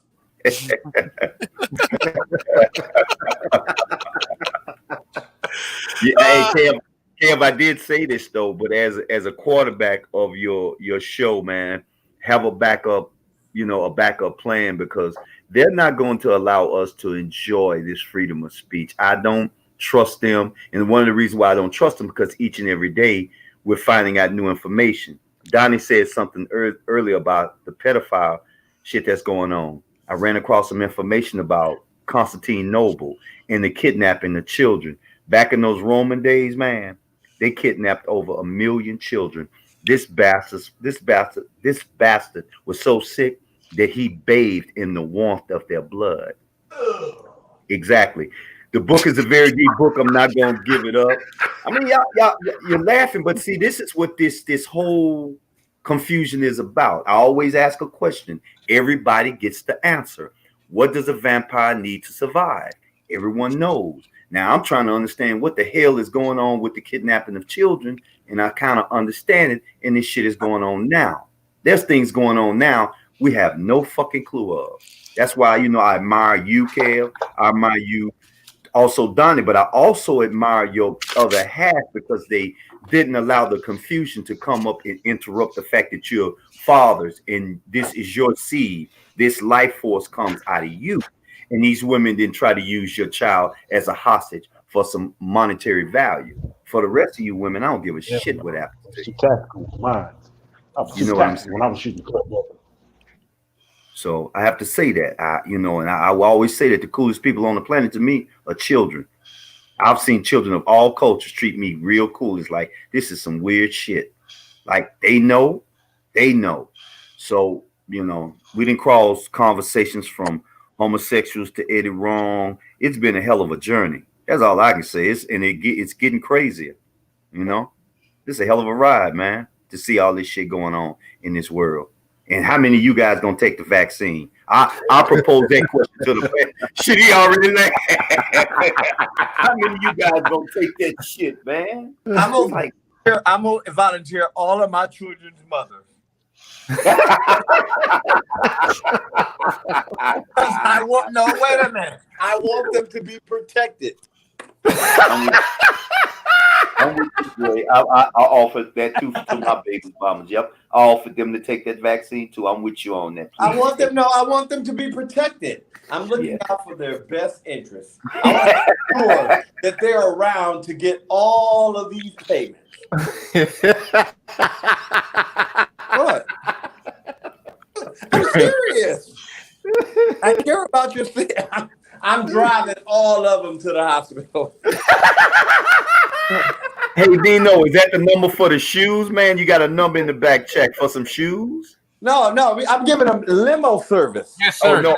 Yeah, Hey, no, I was listen, I'm on the ball with that. I that's for just seen that Donnie shit for the just now. I shoes. was like, let me say that. Yeah, that's for Donnie for the shoes. That's my email and my actual number there. So, you know, either way, because I do want that artist, man, down there. I'll fly down to San Diego for that. So Donnie he got his number in the back, and both of you guys on the West Coast. I say, Donnie, I think you're in Arizona, huh? Yeah, I'm out here in the Bay Area, man. I think he's in Arizona, but I'm always all around that way, around where he at in Vegas. You know, shit, I may get up and go to Mexico tomorrow. You know, you just never know. Yes. Hey, so let me ask you this: you guys being on that West Coast and out that way, is it a lot? Have they taken over? Have the Hispanics taken over? Oh yeah, Southern California. Yeah. Wow. So because they got Texas by taking over, like be more specific over taking over. What does that mean? What I mean, okay, in Houston, when I had a conversation with a friend, and I'm pretty pissed because, you know, they were talking all that bullshit. So when you say Hispanic police chief, fire chief, politicians, and then moving up the ladder, it's like, you know, and I don't like to say the word niggas. It's like, niggas, what the fuck have y'all been doing for the last 10, 15 years? So now all those contracts, they're biased with those contracts. And again, we out the back door. It's hey, like, but it's not a bad thing because it's not really a race thing around here. The Latin people are just like us for the ones who are not racist. You get what I'm saying? Mainly in Long Beach, you know, LA, all down through there, them motherfuckers basically black. Now, I don't know if you get from Sacramento all the way down to San Francisco, you may find a few bumps in the road here or there with the race thing, but it ain't as bad. You smoking, cuz. No, what I mean by that, you know, you had some that grew up in the fucking hood. Those are the cool motherfuckers. The ones that didn't, they want to be white. So yeah, I do talk about that a lot. Okay. You know, that's what I was saying, because they don't own Houston. Houston is done. And when you talk about Frisco, when the first thing I think of Frisco, I think of the Asians. That penny check I got from child support come from Sacramento. I consider that Kamala Harris's territory. And that belongs to those Asians. So California is divided, and somehow they ran the blacks and ran most of us back to Houston. And one thing I know that doesn't mix good, you cannot mix oil and water.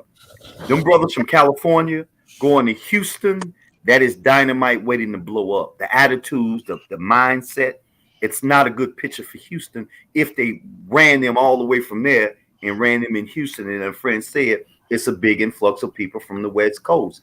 That's not good. New Orleans, Houston, West Coast in one spot. If they don't get it together, it's gonna be worse than Chicago. They gonna Yeah, that's real true. Because I'm gonna say this: California going to Houston is a different dynamic. Yes. I've got into it with more than a few Houston niggas. Like I said, my family is from Houston. The dynamic, the mentality is just that much different. The niggas say shit that just like you couldn't really get away with on the West Coast, and it's a cultural difference, right? And then you also have the dynamic of all those people who came from Louisiana and moved on over to Katrina, Houston. right? Yeah, and that's a different dynamic because them niggas was over there getting it in on Houston, and Houston didn't know what to fucking do because motherfucker from Louisiana had the whole niggas grinding. Same up here. different. Niggas from Katrina and the Jamaicans, dog. They said this bitch off. Yeah, it's a different dynamic. So you have all of these people in as an influx into Houston. Houston's finna. What Gerald said is right. That motherfucker's finna top Chicago because that shit is finna really pop off down there. Because Houston niggas are not no punk, right? But it's a different mentality when you have a whole bunch of California people and a whole bunch of people from New Orleans, especially New Orleans where they have a codified law. The law is just different. Them niggas know that they can do shit that they can't do in any other state and get away with it. Imagine them niggas going to Houston and being like, "Oh, nigga, what? Pow!" Yes. And then they sit in front of the prosecutor. Well, you can't get me for this. No, nigga, this isn't codified law. This is different law, huh? I say it this way: if you come from a place like Vallejo, Oakland, not San Diego, but Long Beach, Compton, and you go to fucking Texas, you may survive like that, but it's a whole different vibe where these niggas out here be motherfucking thugs on skateboard. So it's totally different, and they may look at that as weird if you go there.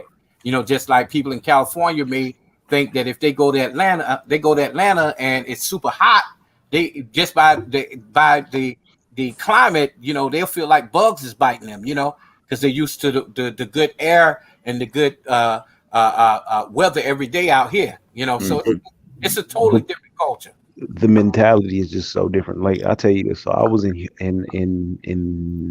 in Bangkok, and I was on a street called Khao San Road. It's like the backpacker road, right? Where you have like the parties and shit at. Right. And it's usually I don't see many black people. I could spot from a million miles away that he was a nigga, Nigga nigga, and he was from America. And I was like, bro, where are you from, homie? And he was like, fuck you mean? And I said, nigga, we're in Thailand, nigga. Wow. I was like, nigga, we're in Thailand, bro. Like, what do you mean? What the fuck do I mean, nigga? We're in Thailand, nigga. Where are you from, nigga? Is that automatic? Right. And I was like, nigga, he was like, oh, my bad. Where I'm from. I said, nigga, we are on the other side of the earth. But when you in that shit, where you from can be reflexive. Like it probably took me until like age 23 to be able to let somebody say the word crab around me. It very much so is, but that's my point. So you have to come to a dynamic to where you go to a whole different environment and think about it. You rolling around like so in San Diego, you have a place. It's called the Four Corners of Death because this is literally where 4 blocks meet up, and it's just foolishness. Niggas be just dying all the time over here, right? Come on, man. Really? So I don't see that in San Diego like that. You're from there. Yeah, it's the Four Corners of Death. Niggas from LA, so LA is mostly Crips, right? You have all these blocks full of Crips. In San Diego, it's mostly Bloods. So niggas, right. It's the reverse version of San Diego. So all of these niggas. So you have a store that was called Dr. J's. Niggas was famous for just dying in front of Dr. J's. And I don't know why niggas was going to Dr. J's because everybody knew you could get killed to that motherfucker, but they was going to Dr. J's, right?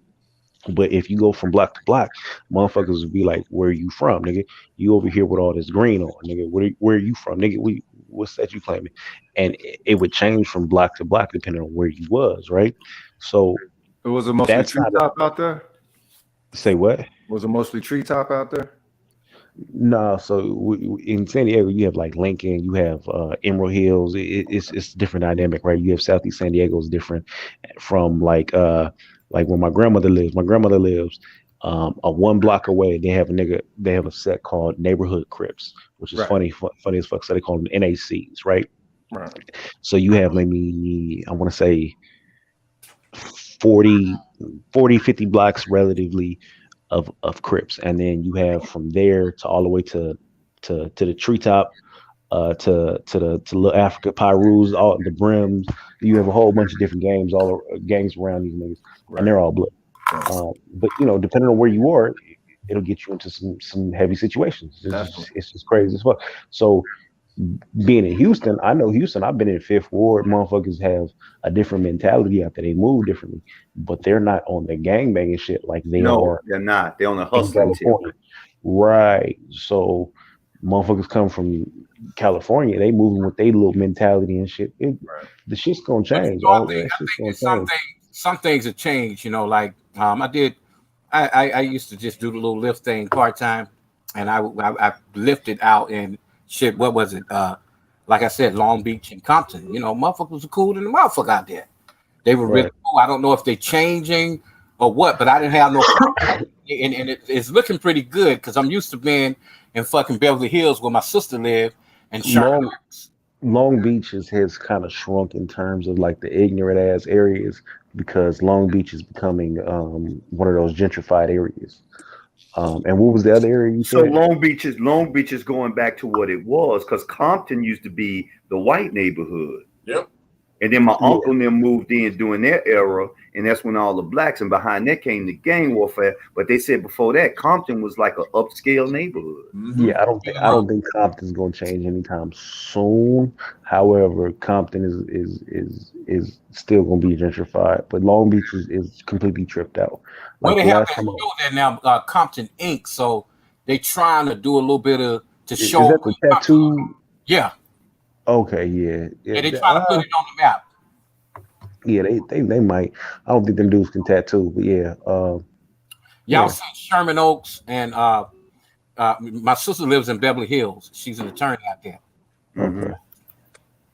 So things are changing all over the U.S. Kev, you still there? Because Kev still might be asleep. I know he want to get some sleep. Yes,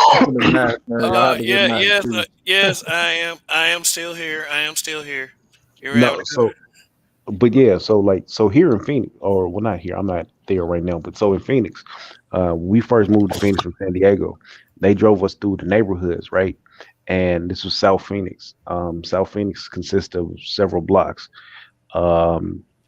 basically encapsulated by the freeway. That's how white folks do us. They put us in a little area where they can pull the tanks in on us.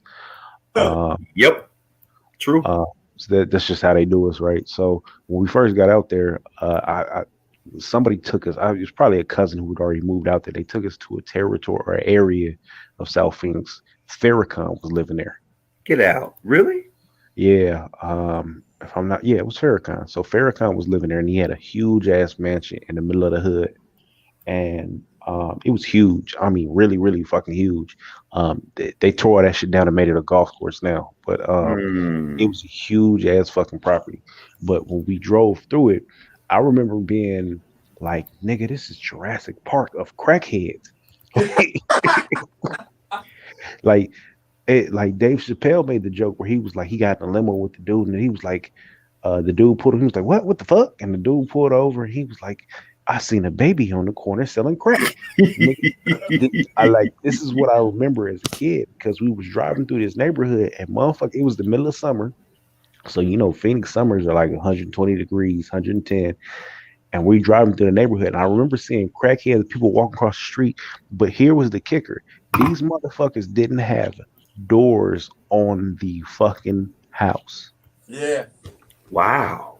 They didn't have doors. I know they didn't have AC. I'm not quite sure if they just couldn't afford the AC or they didn't have units on the motherfucker, but they didn't have doors on the house. And they had up sheets and blankets, and the blankets were all wet because they wanted a wet, like a breeze to kick in and cool the house down. But I remember looking at this shit going, I don't want to move here. No, I don't want to move here. And I remember crying in the car like, no, I don't want to move. Hey, Donnie, let me ask you a question. You ever been through Death Valley? Driving. Yeah, you don't want to get caught down through there, man. A lot of young brothers that was going through there to go chase their dream to Hollywood never came up out of that bitch. What? Oh yeah, they were getting killed.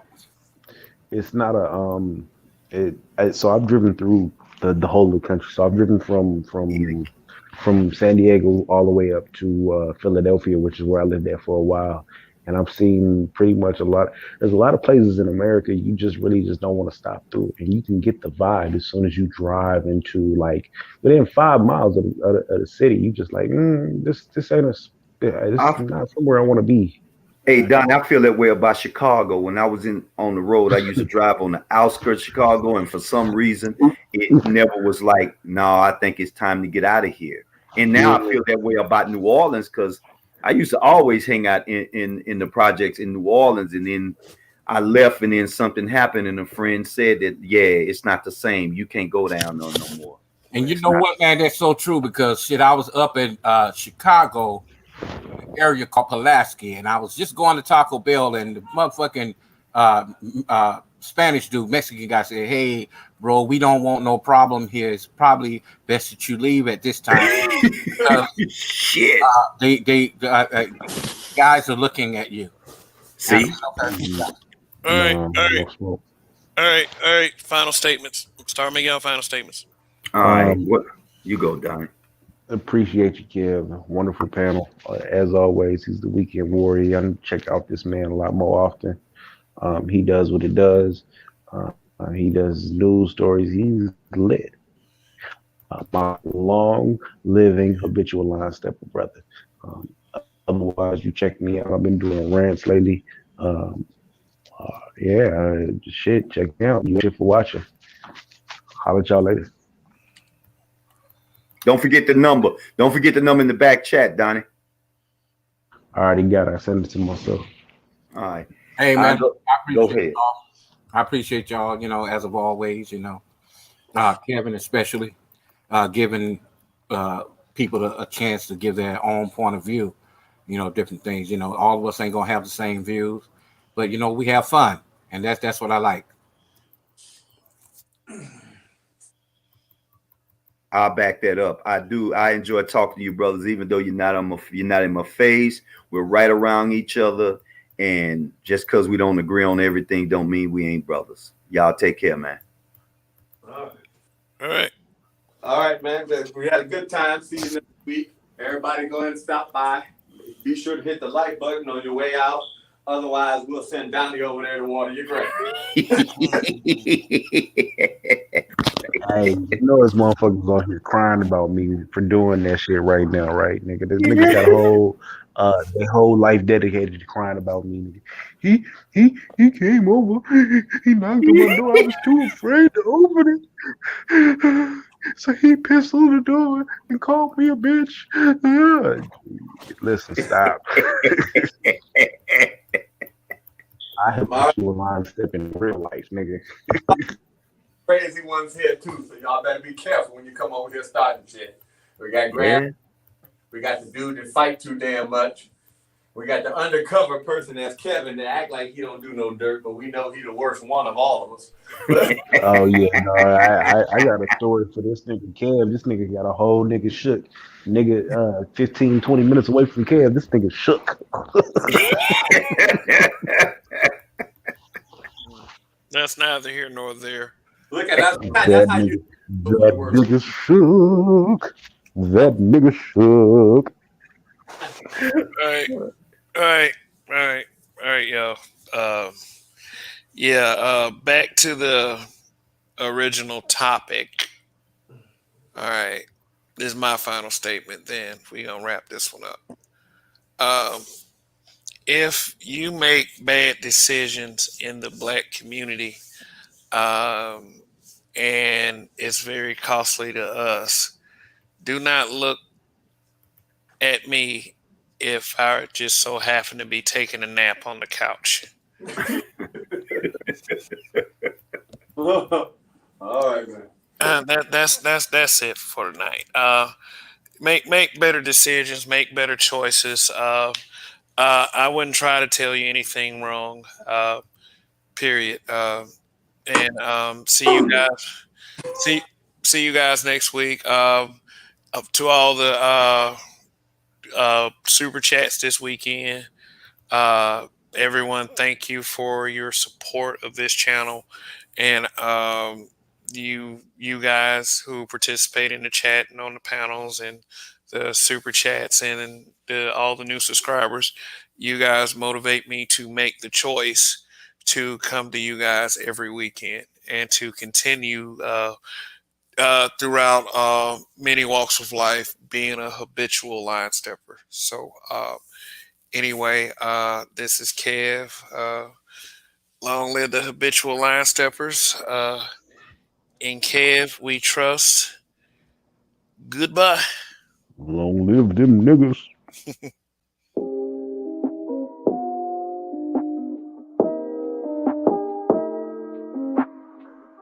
Nick, we getting jazzy with it on the way out? Oh, hell no.